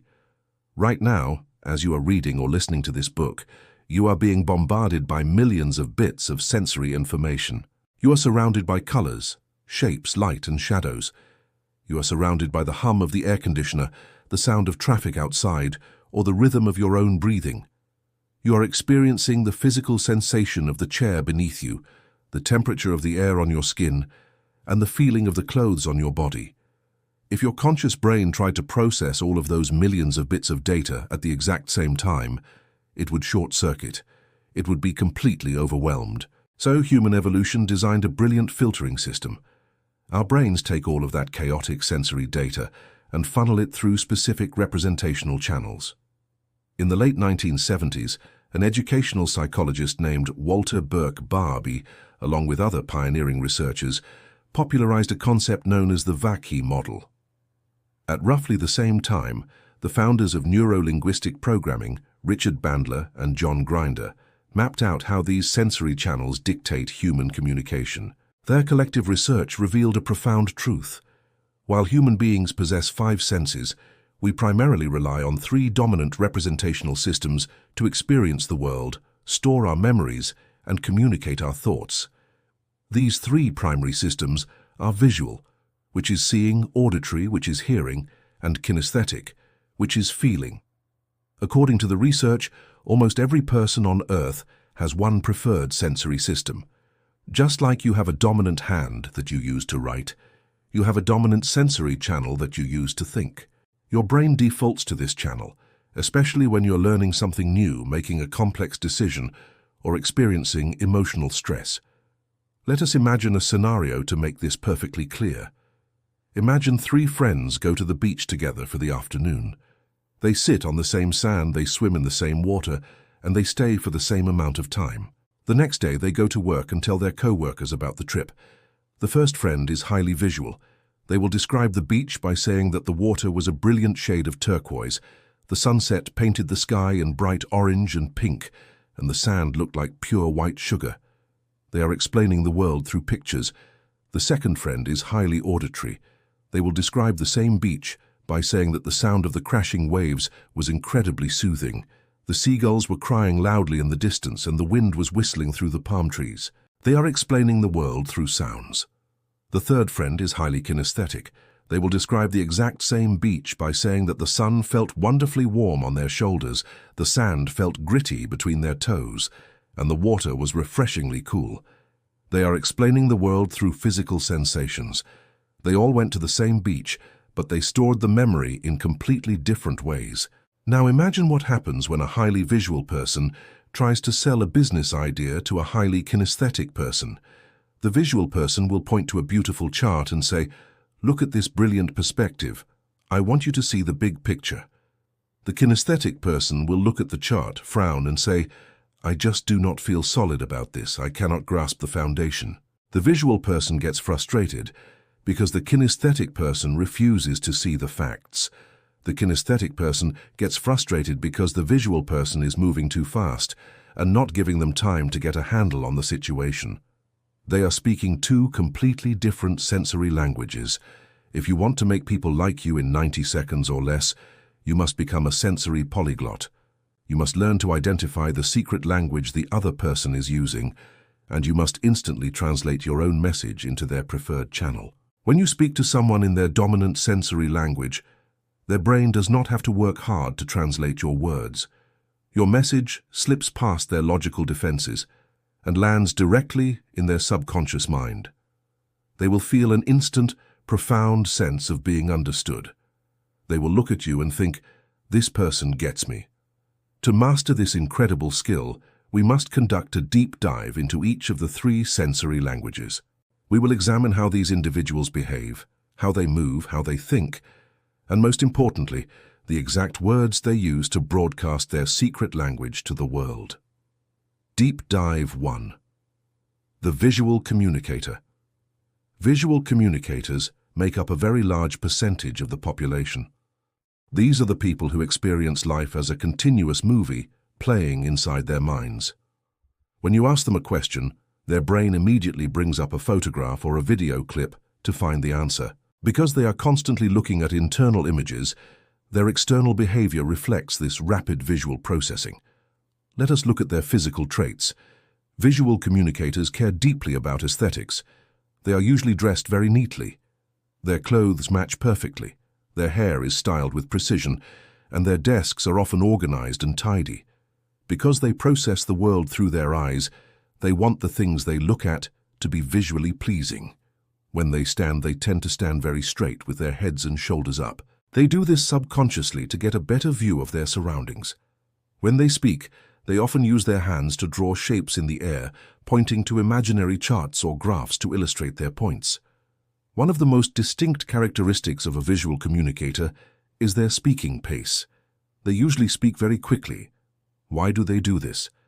Because the images in their mind are flashing rapidly, like a fast-forward movie. They have to speak fast just to keep up with the pictures in their own head. Because they speak so quickly, they sometimes take shallow breaths from the top of their chest. Now we must discuss one of the most reliable and fascinating tools discovered by neuro-linguistic programming researchers.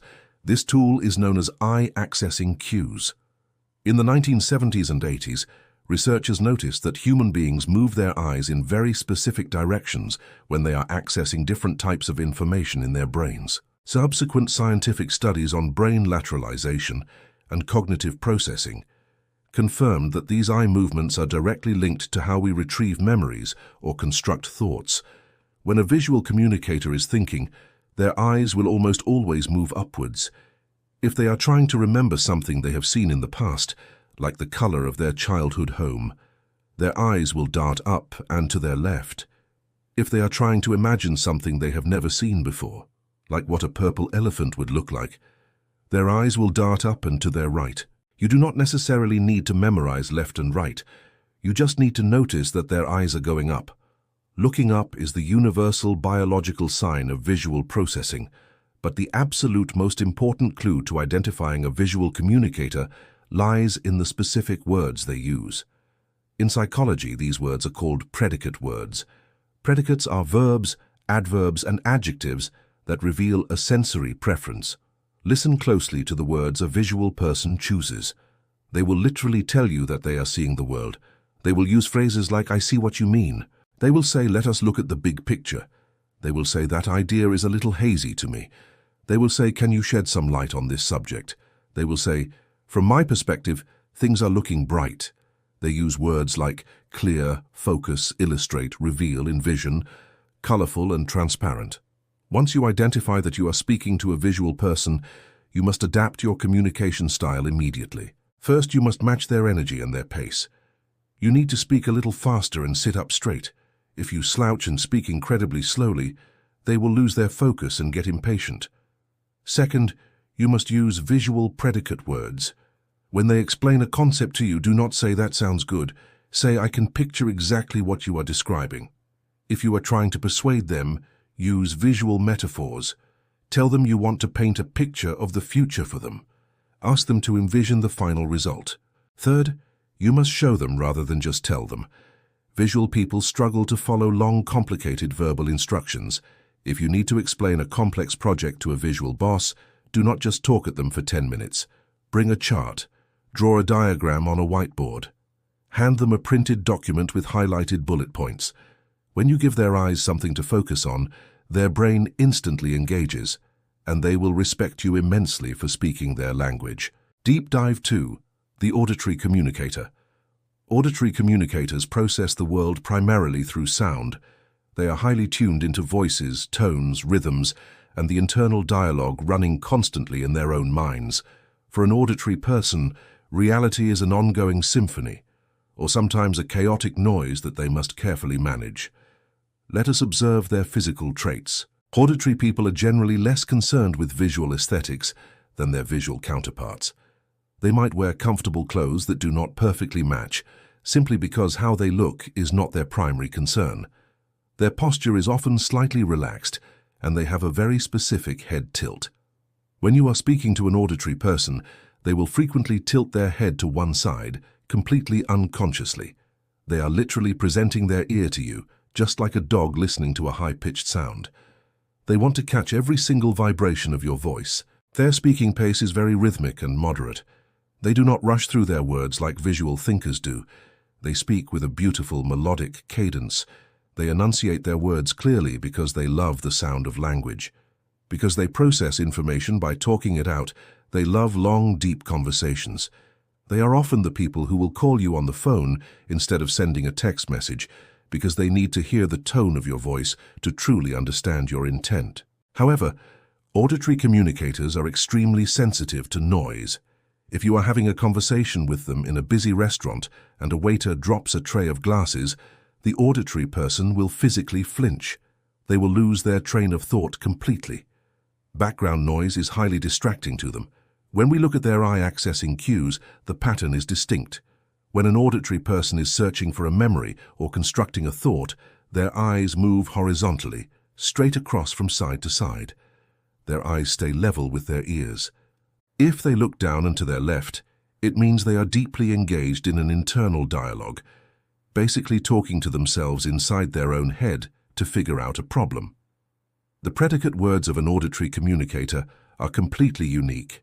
They will tell you that they are hearing the world. They will use phrases like, "That sounds great to me." They will say, "I hear what you are saying." They will say, "That idea really resonates with me." They will say, "Let us talk this through." They will say, "That name rings a bell." They use words like tune, harmonize, listen, loud, clear, click, echo, rhythm, and vocal. When you recognize that you are dealing with an auditory communicator, your strategy must shift. First and foremost, you must modulate your voice. Your vocal tone is the most important factor in building rapport with them. If you have a harsh, squeaky, or grating voice, they will subconsciously want to get away from you. You must practice speaking from your chest, slowing down your pace to match their rhythmic cadence, and speaking clearly. Second, you must use auditory predicate words. When they share an idea, respond by saying, "I am listening closely," and your plan sounds perfectly in tune with our goals. If you need to correct them, do not say you are looking at this wrong. Say, we have a slight dissonance here. Let us talk it out so we can harmonize our approach. Third, you must eliminate auditory distractions. If you are trying to close a business deal or have a romantic moment with an auditory person, do not do it near a loudspeaker playing heavy metal music. Do not do it next to a construction site. Take them to a quiet corner.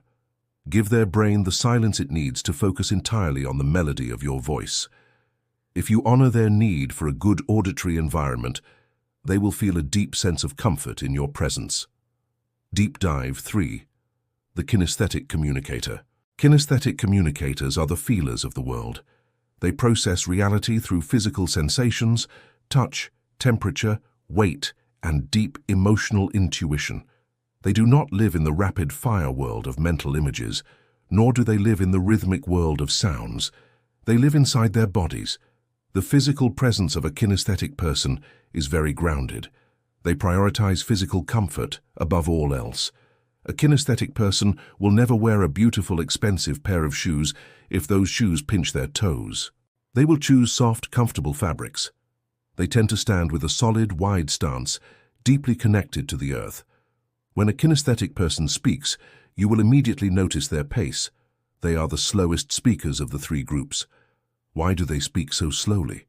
Because emotions and physical sensations take significantly longer for the brain to process than pictures or sounds. They have to literally feel their way into a sentence.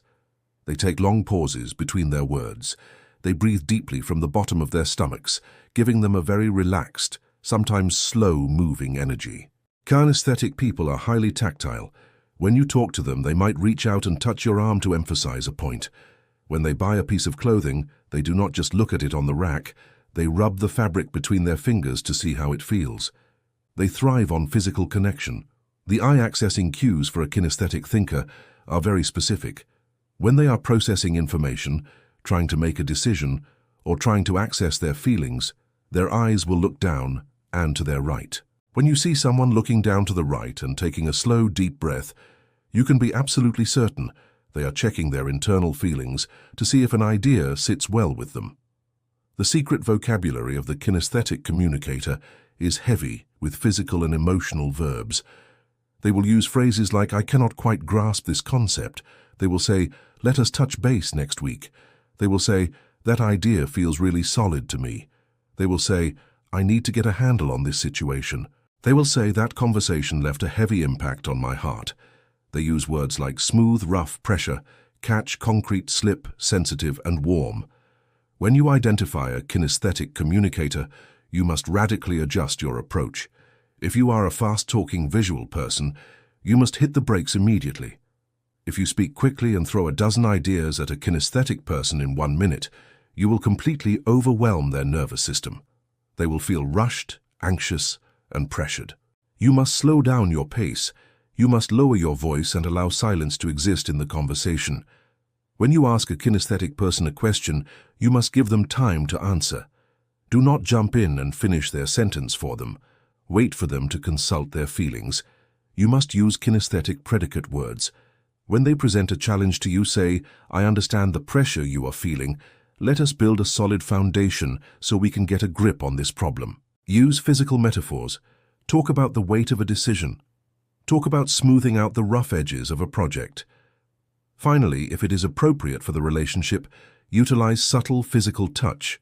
A gentle handshake, a light tap on the shoulder, or handing them a physical object to hold, like a heavy, high-quality pen during a meeting, will engage their primary sensory channel and make them feel immensely connected to you. Action Step 1. The Predicate Listening Test.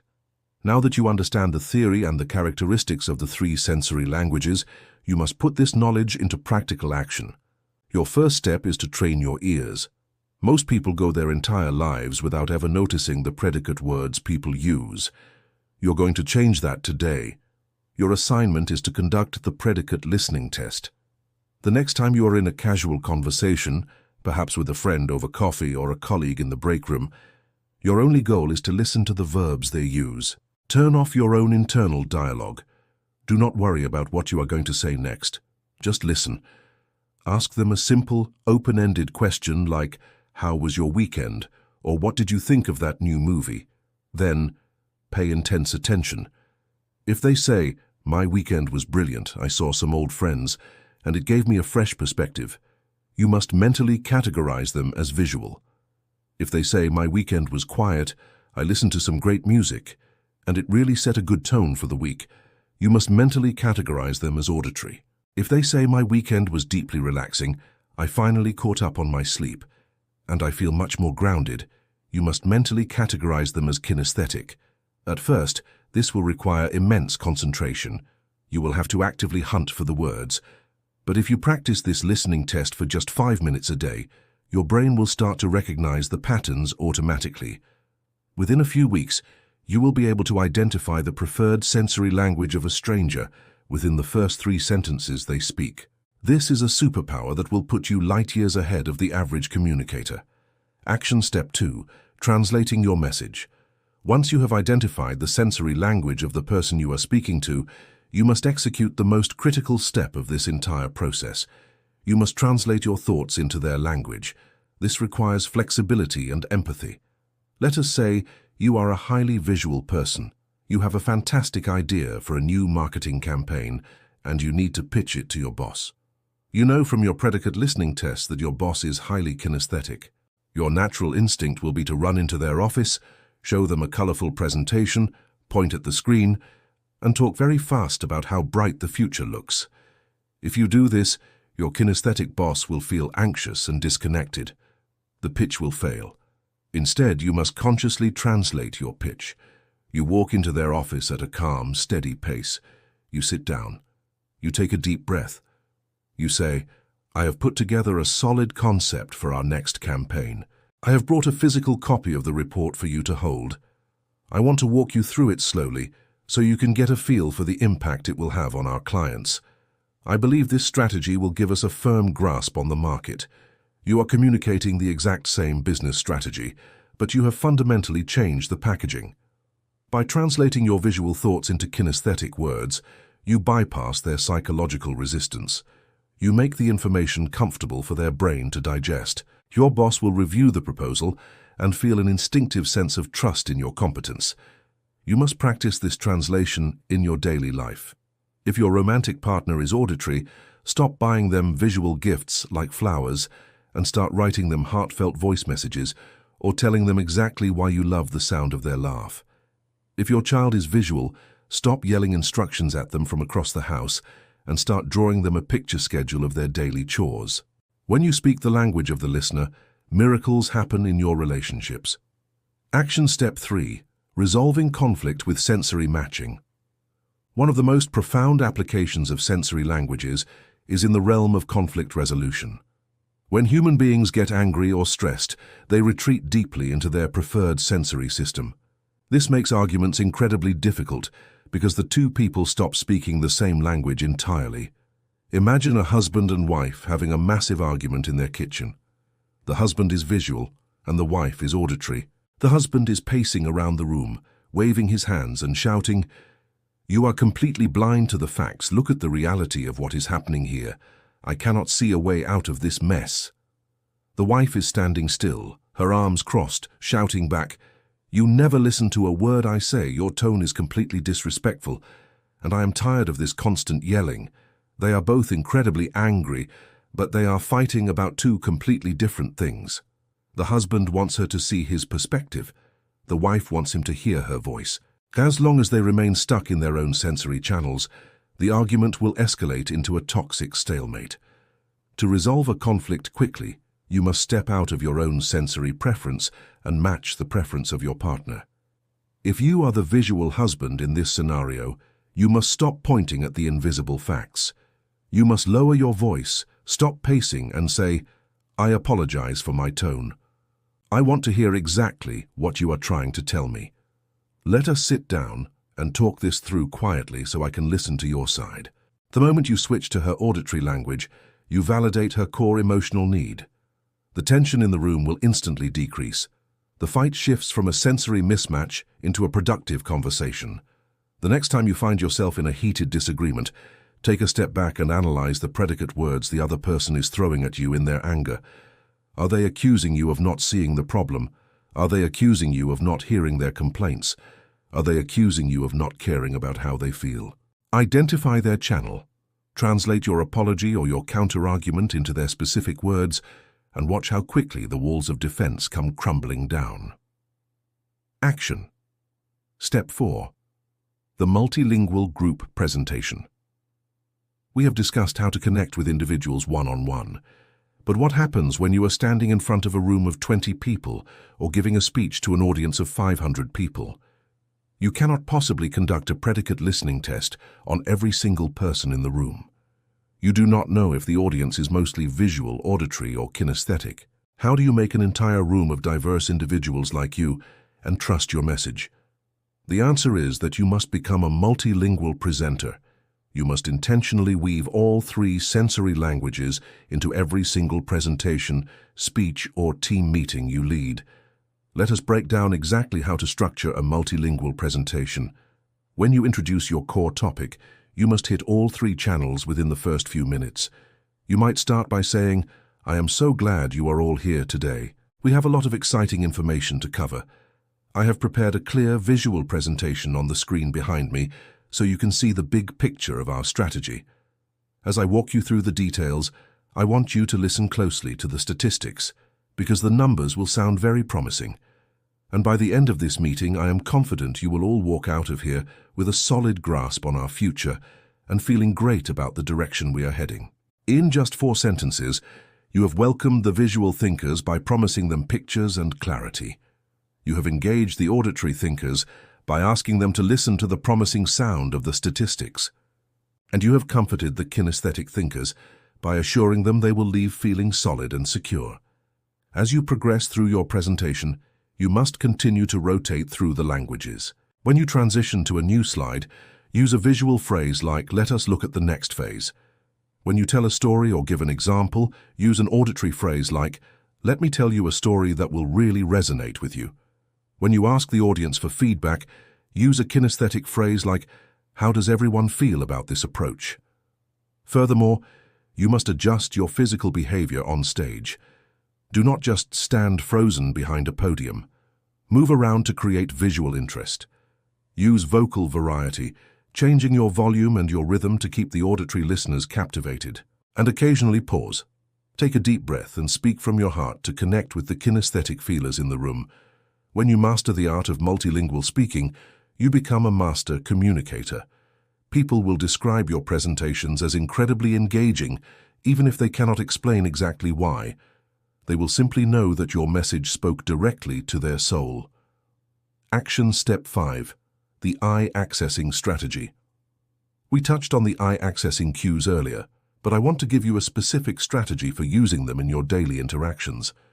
Reading eye movements is an advanced skill, and you must use it with grace and respect. You're not trying to be a mind reader or an interrogator. You are simply looking for clues to help you serve the other person better. When you ask someone a question that requires them to think, do not stare aggressively into their eyes. Ask the question, and then gently observe the direction their eyes travel. If you are a salesperson trying to sell a car, and you ask the customer what they think of the vehicle, watch their eyes. If they look up and to the right, they are visualizing. They are picturing themselves driving the car, or picturing what their friends will think. You should instantly follow up by saying, "Can you picture yourself driving this down the coast?" If they look horizontally to the side, they are processing auditorily. They might be thinking about the sound of the engine, or recalling a conversation they had with their spouse about the budget. You should follow up by saying, "The engine has a beautiful purr. Does that sound like the right fit for you?" If they look down and to the right, they are accessing their feelings. They are checking to see if the seats are comfortable, or if the price tag makes them feel anxious. You should follow up by saying, "Take your time, sit back in the seat and just see how it feels." By observing their eye movements, you can predict exactly which sensory channel they are entering, and you can meet them there immediately. It feels like magic to the other person, but it is purely the result of your intense observation and your willingness to adapt. The profound beauty of learning to speak the secret sensory languages of others is that it forces you to become deeply present. You cannot use the visual, auditory, and kinesthetic tools if you are self-absorbed. You cannot listen for predicate words if you are constantly worrying about your own insecurities. To make people like you, you must make them the absolute center of your universe for the duration of your interaction. You must listen to them with the intensity of a scientist discovering a new element. You must observe their movements with the grace of a dancer. You must care enough about their reality to leave your own reality behind. When you commit to this level of empathy, you transcend the superficial mechanics of small talk. You are no longer just exchanging polite greetings. You are touching the fundamental architecture of the human mind. You are proving to the person in front of you that their way of experiencing the world is valid, important, and worthy of respect. This brings us to the conclusion of our deep dive into the sensory mind. You have the tools. You know how to read the visual painters, the auditory musicians, and the kinesthetic feelers. You know how to translate your words, resolve sensory conflicts, and captivate a crowded room. Your mission for the days ahead is to become a sensory detective. Listen to the words of your family. Watch the eyes of your co-workers. Adjust your pace and your vocabulary. Experiment with the power of translation. You will be astounded by how quickly the barriers of misunderstanding dissolve, leaving behind nothing but genuine, effortless connection. We have built the ultimate foundation for human connection. You own the first 90 seconds. You know how to build rapport and you know how to speak their secret language. But the journey is not quite over. The real test of charisma is not just making a great first impression, it is making that impression last. You must learn how to protect the connection you have created and how to use it to elevate the lives of everyone you meet. Let us move forward into the final chapter and discover the lasting power of the halo effect. Chapter 5. The halo effect. Keeping the spark alive. You have traveled a remarkable distance on this journey toward mastering human connection. Take a moment to reflect on everything you have learned so far. In the first chapter, you discovered the biological reality of the first 100 milliseconds. You learned how to take control of your silent billboard, how to open your posture, and how to project absolute trustworthiness before you even utter a single syllable. In the second chapter, you acquired the ultimate practical tool for introductions, the open beam Eileen technique. You learned how to align your heart, share a genuine Duchenne smile, validate the identity of a stranger by using their name, and physically lean in to bridge the gap between you. In the third chapter, we moved past the introduction and explored the invisible magic of mirroring.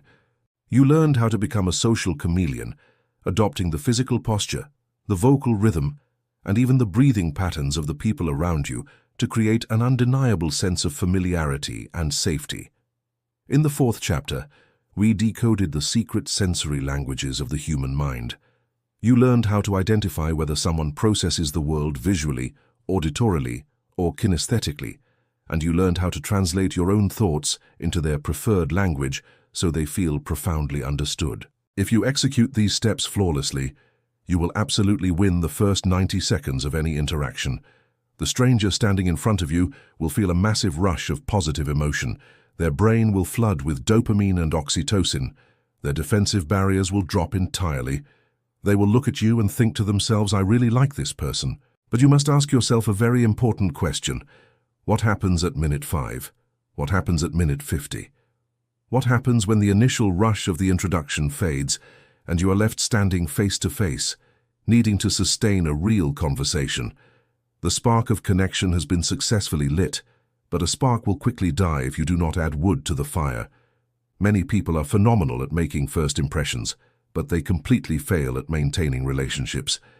They burn brightly for 90 seconds, and then they become exhausting, self-centered, or boring.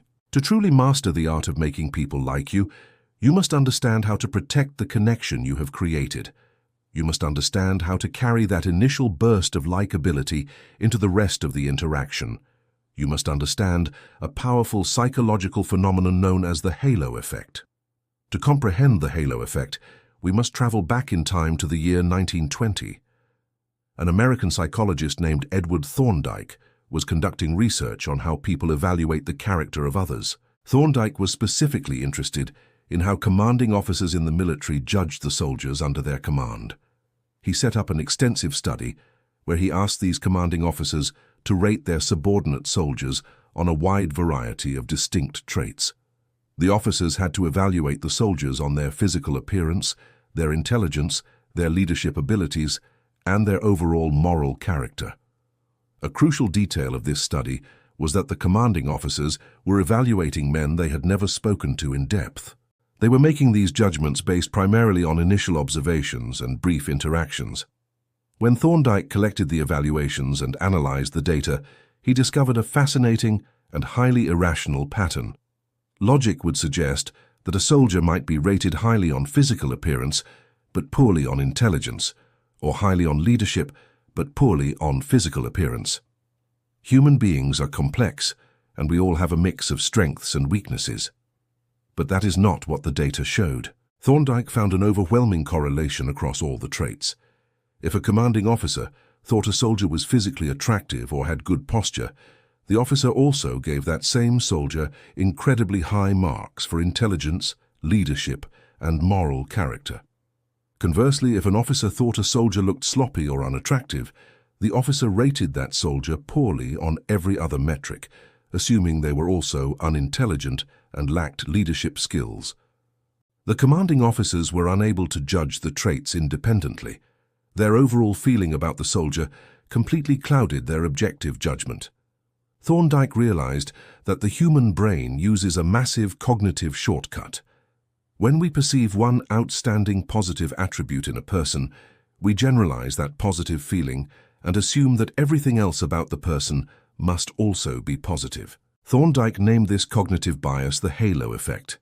He used the term halo as a reference to religious paintings, where saints and angels are depicted with a glowing circle of light floating above their heads. When you see a halo in a painting, you instantly know the person is wholly good and pure. You transfer the judgment from the easily observable halo to the invisible character of the person. This cognitive bias shapes almost every interaction in our modern society. Businesses use the halo effect every single day in their marketing strategies. When a company hires a beloved, attractive celebrity to endorse their product, they are relying on the halo effect. The consumer likes the celebrity, so the consumer unconsciously assumes the product must also be of high quality, even if the celebrity knows absolutely nothing about how the product is manufactured. Now let us apply this powerful psychology to your own life and your own social interactions. When you perfectly execute the strategies we discussed in the first 4 chapters, you are essentially building a massive glowing halo above your own head. When you walk into a room with perfect posture, deliver a warm smile and speak their secret sensory language, the other person immediately registers a highly positive first impression.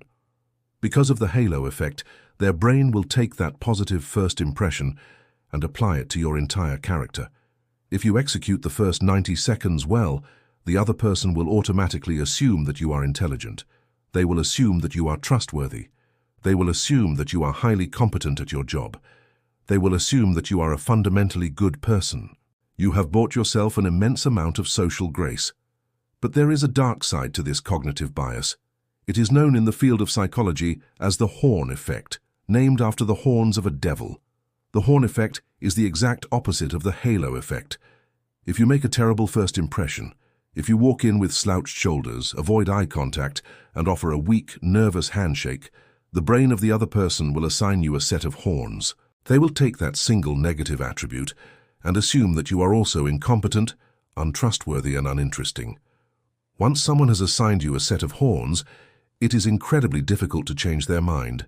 Even if you start saying brilliant things and offering wonderful ideas, their brain will filter your words through their negative bias. They will find reasons to doubt you. They will look for flaws in your logic.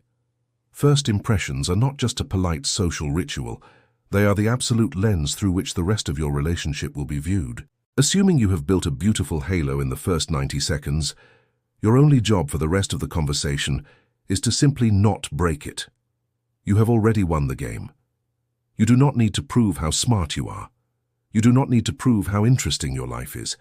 You do not need to dominate the conversation to show your worth. The halo is already doing the heavy lifting for you.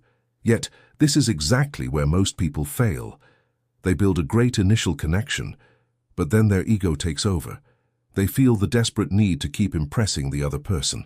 They start talking endlessly about their own accomplishments. They start bragging. They redirect every topic of conversation back to themselves. If the other person mentions they went to Europe for vacation, the ego-driven person immediately interrupts to say they also went to Europe, but they stayed in a much more expensive hotel. This behavior is incredibly destructive. When you dominate a conversation and focus entirely on yourself, you signal to the other person that you do not value their reality. You signal that you view them only as an audience for your own performance. Very quickly, the glowing halo you built in the first 90 seconds will shatter. The other person will feel drained, annoyed, and eager to escape your presence. To keep the spark alive, you must embrace the ultimate paradox of charisma. The paradox is this: to be perceived as an incredibly interesting person, you must stop trying to be interesting, and you must become intensely interested in the other person.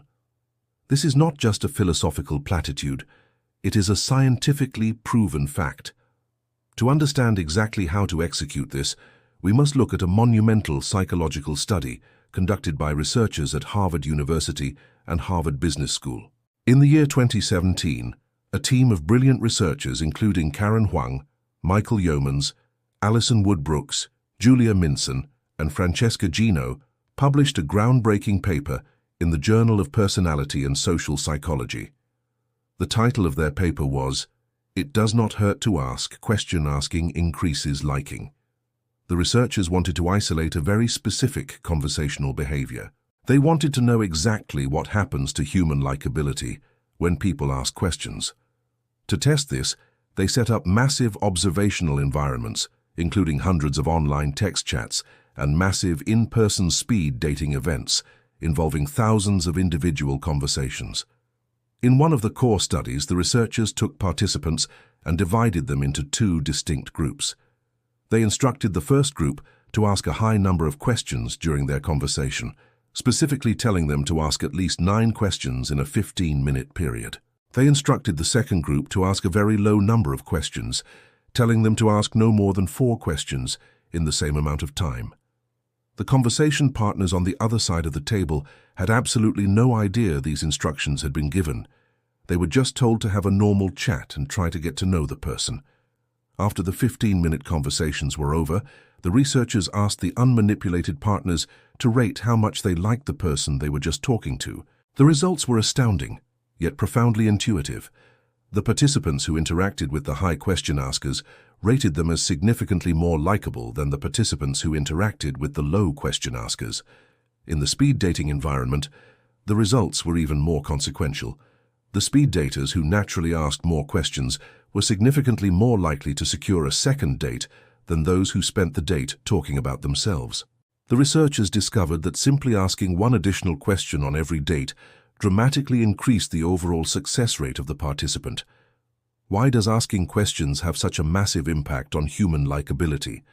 The Harvard researchers explained that the secret lies in a concept called responsiveness.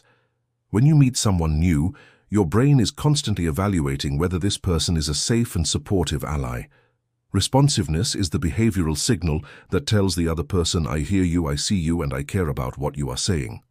When you ask a question, you are explicitly inviting the other person to share their reality. You are giving them the floor. You are validating their existence. Furthermore, we must look at the neuroscience of self-disclosure. Human beings are biologically wired to love talking about themselves. When a person talks about their own beliefs, their own experiences, and their own opinions, the reward centers of their brain light up. The brain releases a surge of dopamine, which is the exact same chemical responsible for the pleasure we feel when we eat delicious food or receive unexpected money. When you ask someone a question, you are literally giving them a biological gift. You are handing them the opportunity to experience a rush of dopamine.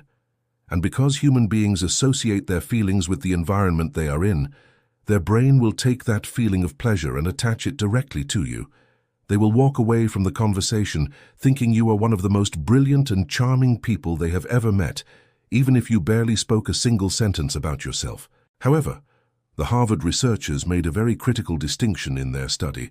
They found that simply firing random questions at someone like a police interrogator does not increase likability. If you just read down a list of unrelated questions, the other person will feel incredibly uncomfortable and guarded. They will feel like they are taking a test. The true magic of connection lies in a very specific type of question. The researchers discovered that the absolute most powerful driver of likability is the follow-up question. A follow-up question is a question that directly relates to the information the other person just shared with you. It proves beyond a shadow of a doubt that you were actually listening to their words rather than just waiting for your turn to speak. Let us look at a practical example of how this works in the real world. Imagine you are at a networking event and you initiate a conversation using the open beam high-lean technique. You smile, you introduce yourself, and you ask a standard introductory question. You ask, "Where are you from?" The other person replies, "I grew up in Chicago." Now you stand at a critical crossroads.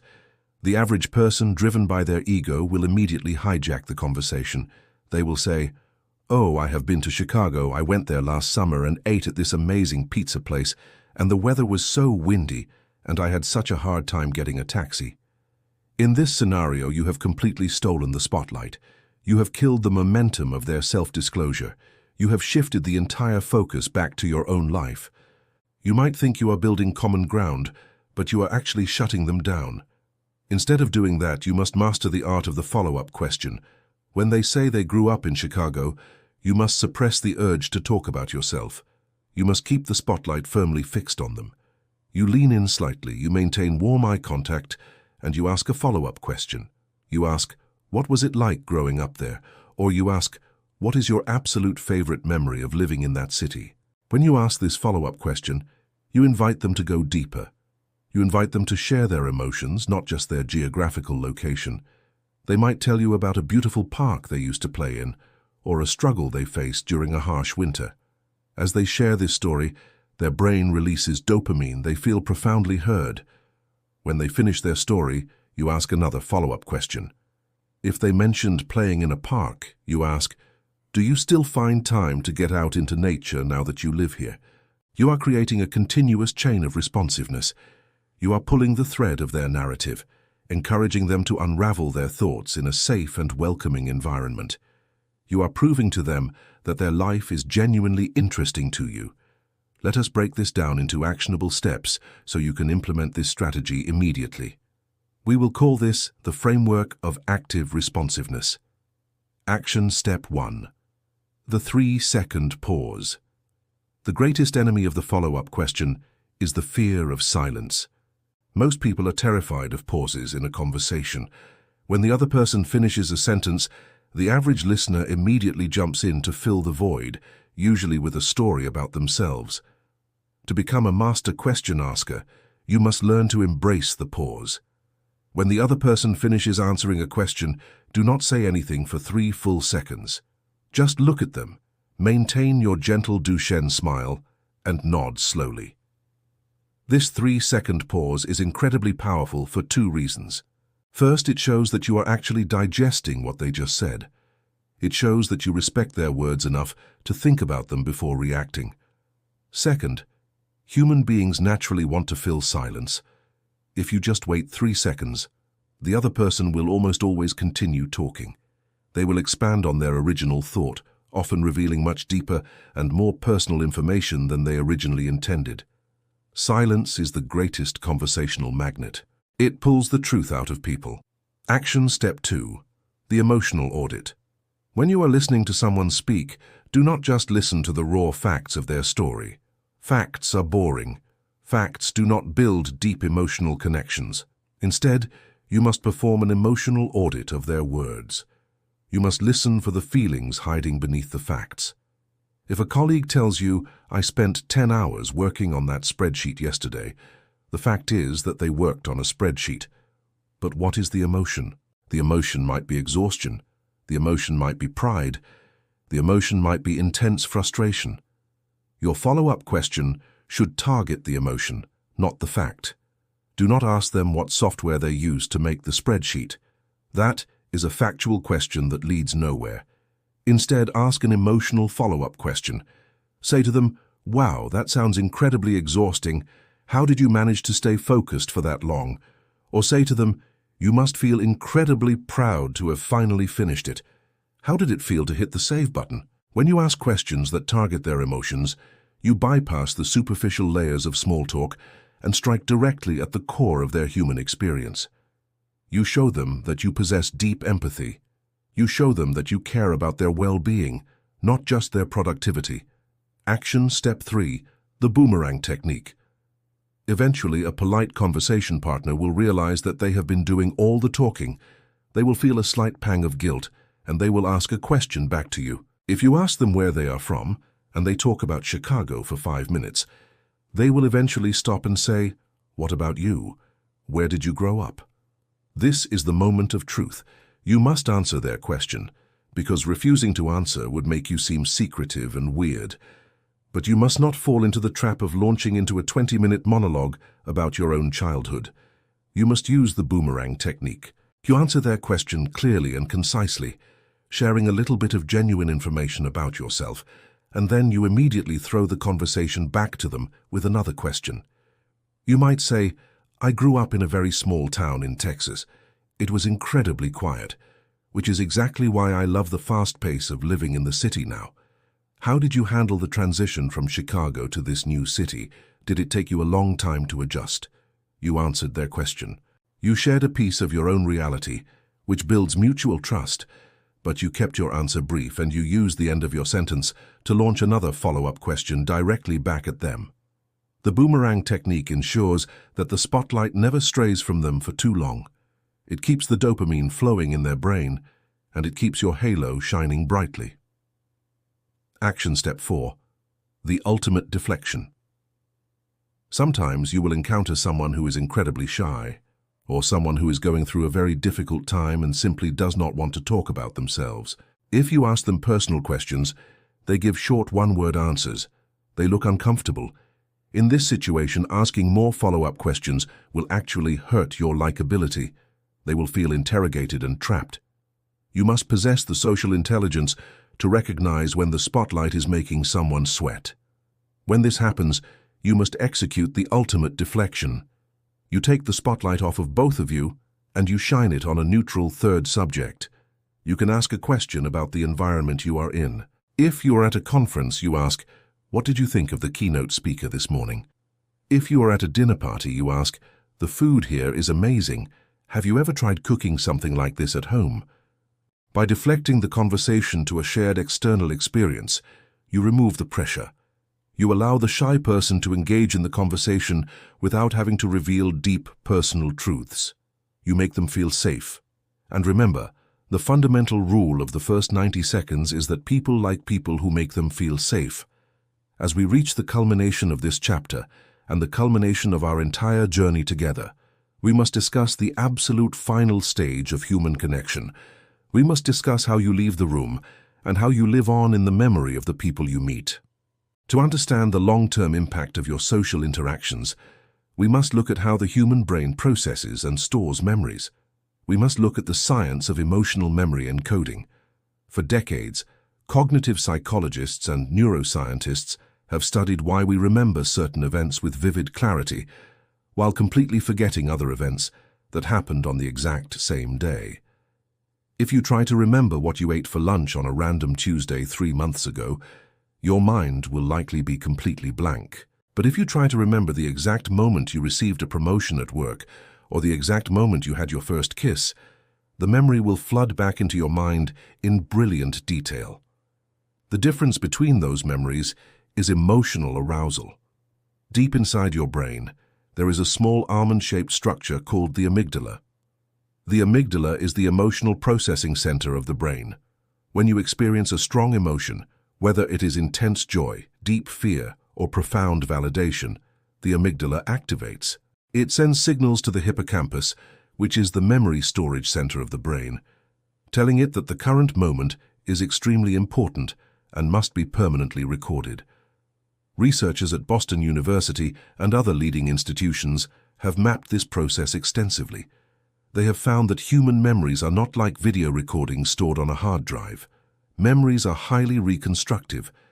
Every time we recall a memory, our brain rebuilds the scene based largely on how we felt during the event. Emotional experiences are fundamentally sticky. They adhere to the neural pathways of the brain with far more strength than neutral, factual observations. This biological reality brings us to one of the most profound truths ever spoken about human interaction.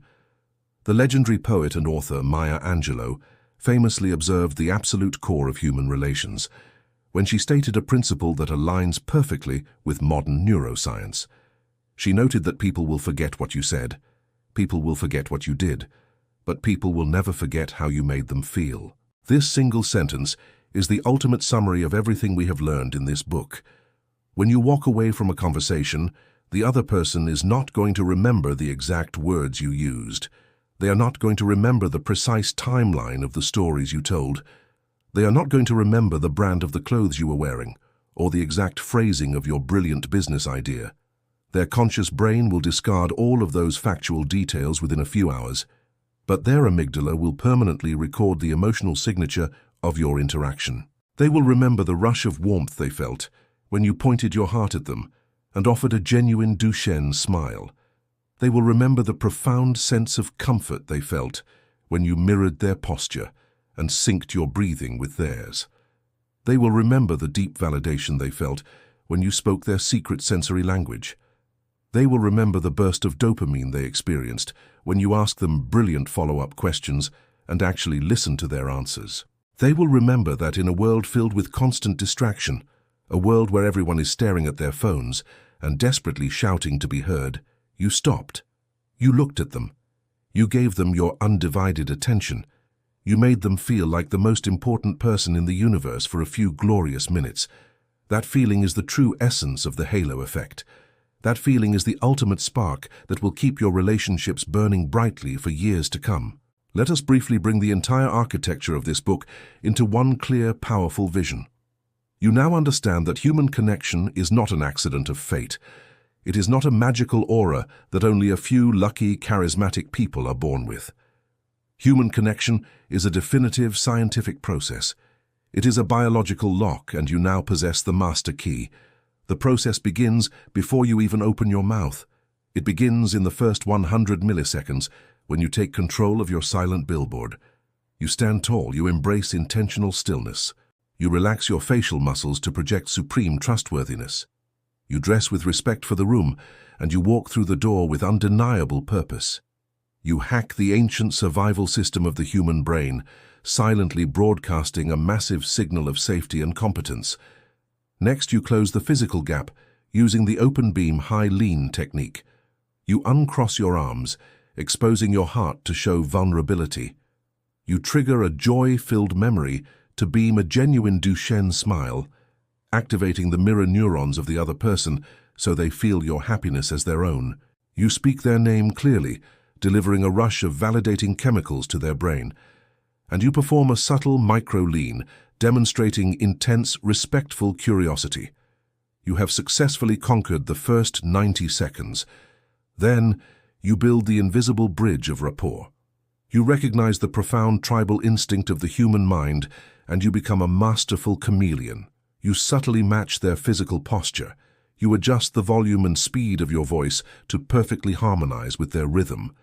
You even synchronize your breathing. You pace their reality until they feel a deep, unbreakable sense of familiarity and trust. You then take that connection to the deepest possible level by speaking their secret sensory language. You conduct the predicate listening test, paying intense attention to the verbs they use. You identify whether they are a visual painter, an auditory musician, or a kinesthetic feeler. You instantly translate your own message into their dominant channel, bypassing their logical defenses and speaking directly to their subconscious mind. You resolve conflicts smoothly and present your ideas flawlessly by becoming a sensory polyglot. Finally, you protect the beautiful connection you have built. You understand the immense power of the halo effect. You refuse to let your ego destroy your likability. Instead of trying to be the most interesting person in the room, you become the most interested person in the room. You ask brilliant, empathetic follow-up questions. You utilize the 3-second pause to draw out their deepest truths. You perform emotional audits, and you use the boomerang technique to keep the spotlight shining warmly on them. Making people like you is not about manipulation. It is not about pretending to be someone you are not. It is not about tricking people into giving you what you want. Making people like you is about removing the massive barriers of fear, anxiety, and misunderstanding that keep human beings isolated from one another. It is about creating a safe harbor in a chaotic world. It is about sacrificing your own ego for a few minutes so that another human being can feel truly seen and heard. When you practice these skills, you will completely transform your life. You will walk into job interviews with absolute serenity, knowing exactly how to earn the immediate trust of the hiring manager. You will walk into networking events and effortlessly attract incredible new business partners. You will go on dates and create instant magical chemistry. You will heal broken relationships with your family members and your friends by finally learning how to communicate on their wavelength. But the greatest transformation will happen entirely inside of you. When you focus all of your energy on making other people feel good, your own social anxiety will completely evaporate. You will no longer worry about whether you are good enough, smart enough, or attractive enough. Your confidence will become unshakable, because your confidence will be rooted in your ability to give, rather than your desperate need to receive. The world is waiting for you. Every time you walk out of your front door, you are surrounded by thousands of people who are silently begging for a moment of genuine connection. You have the power to change their day. You have the power to change their trajectory. You have exactly 90 seconds to change a life. Make them count. If this audiobook brought value to your day and helped you level up your life, join our community. Hit that subscribe button to Audiowaves, turn on the notifications, and keep riding the waves of personal growth with us. We have so much more to explore together. See you in the next one.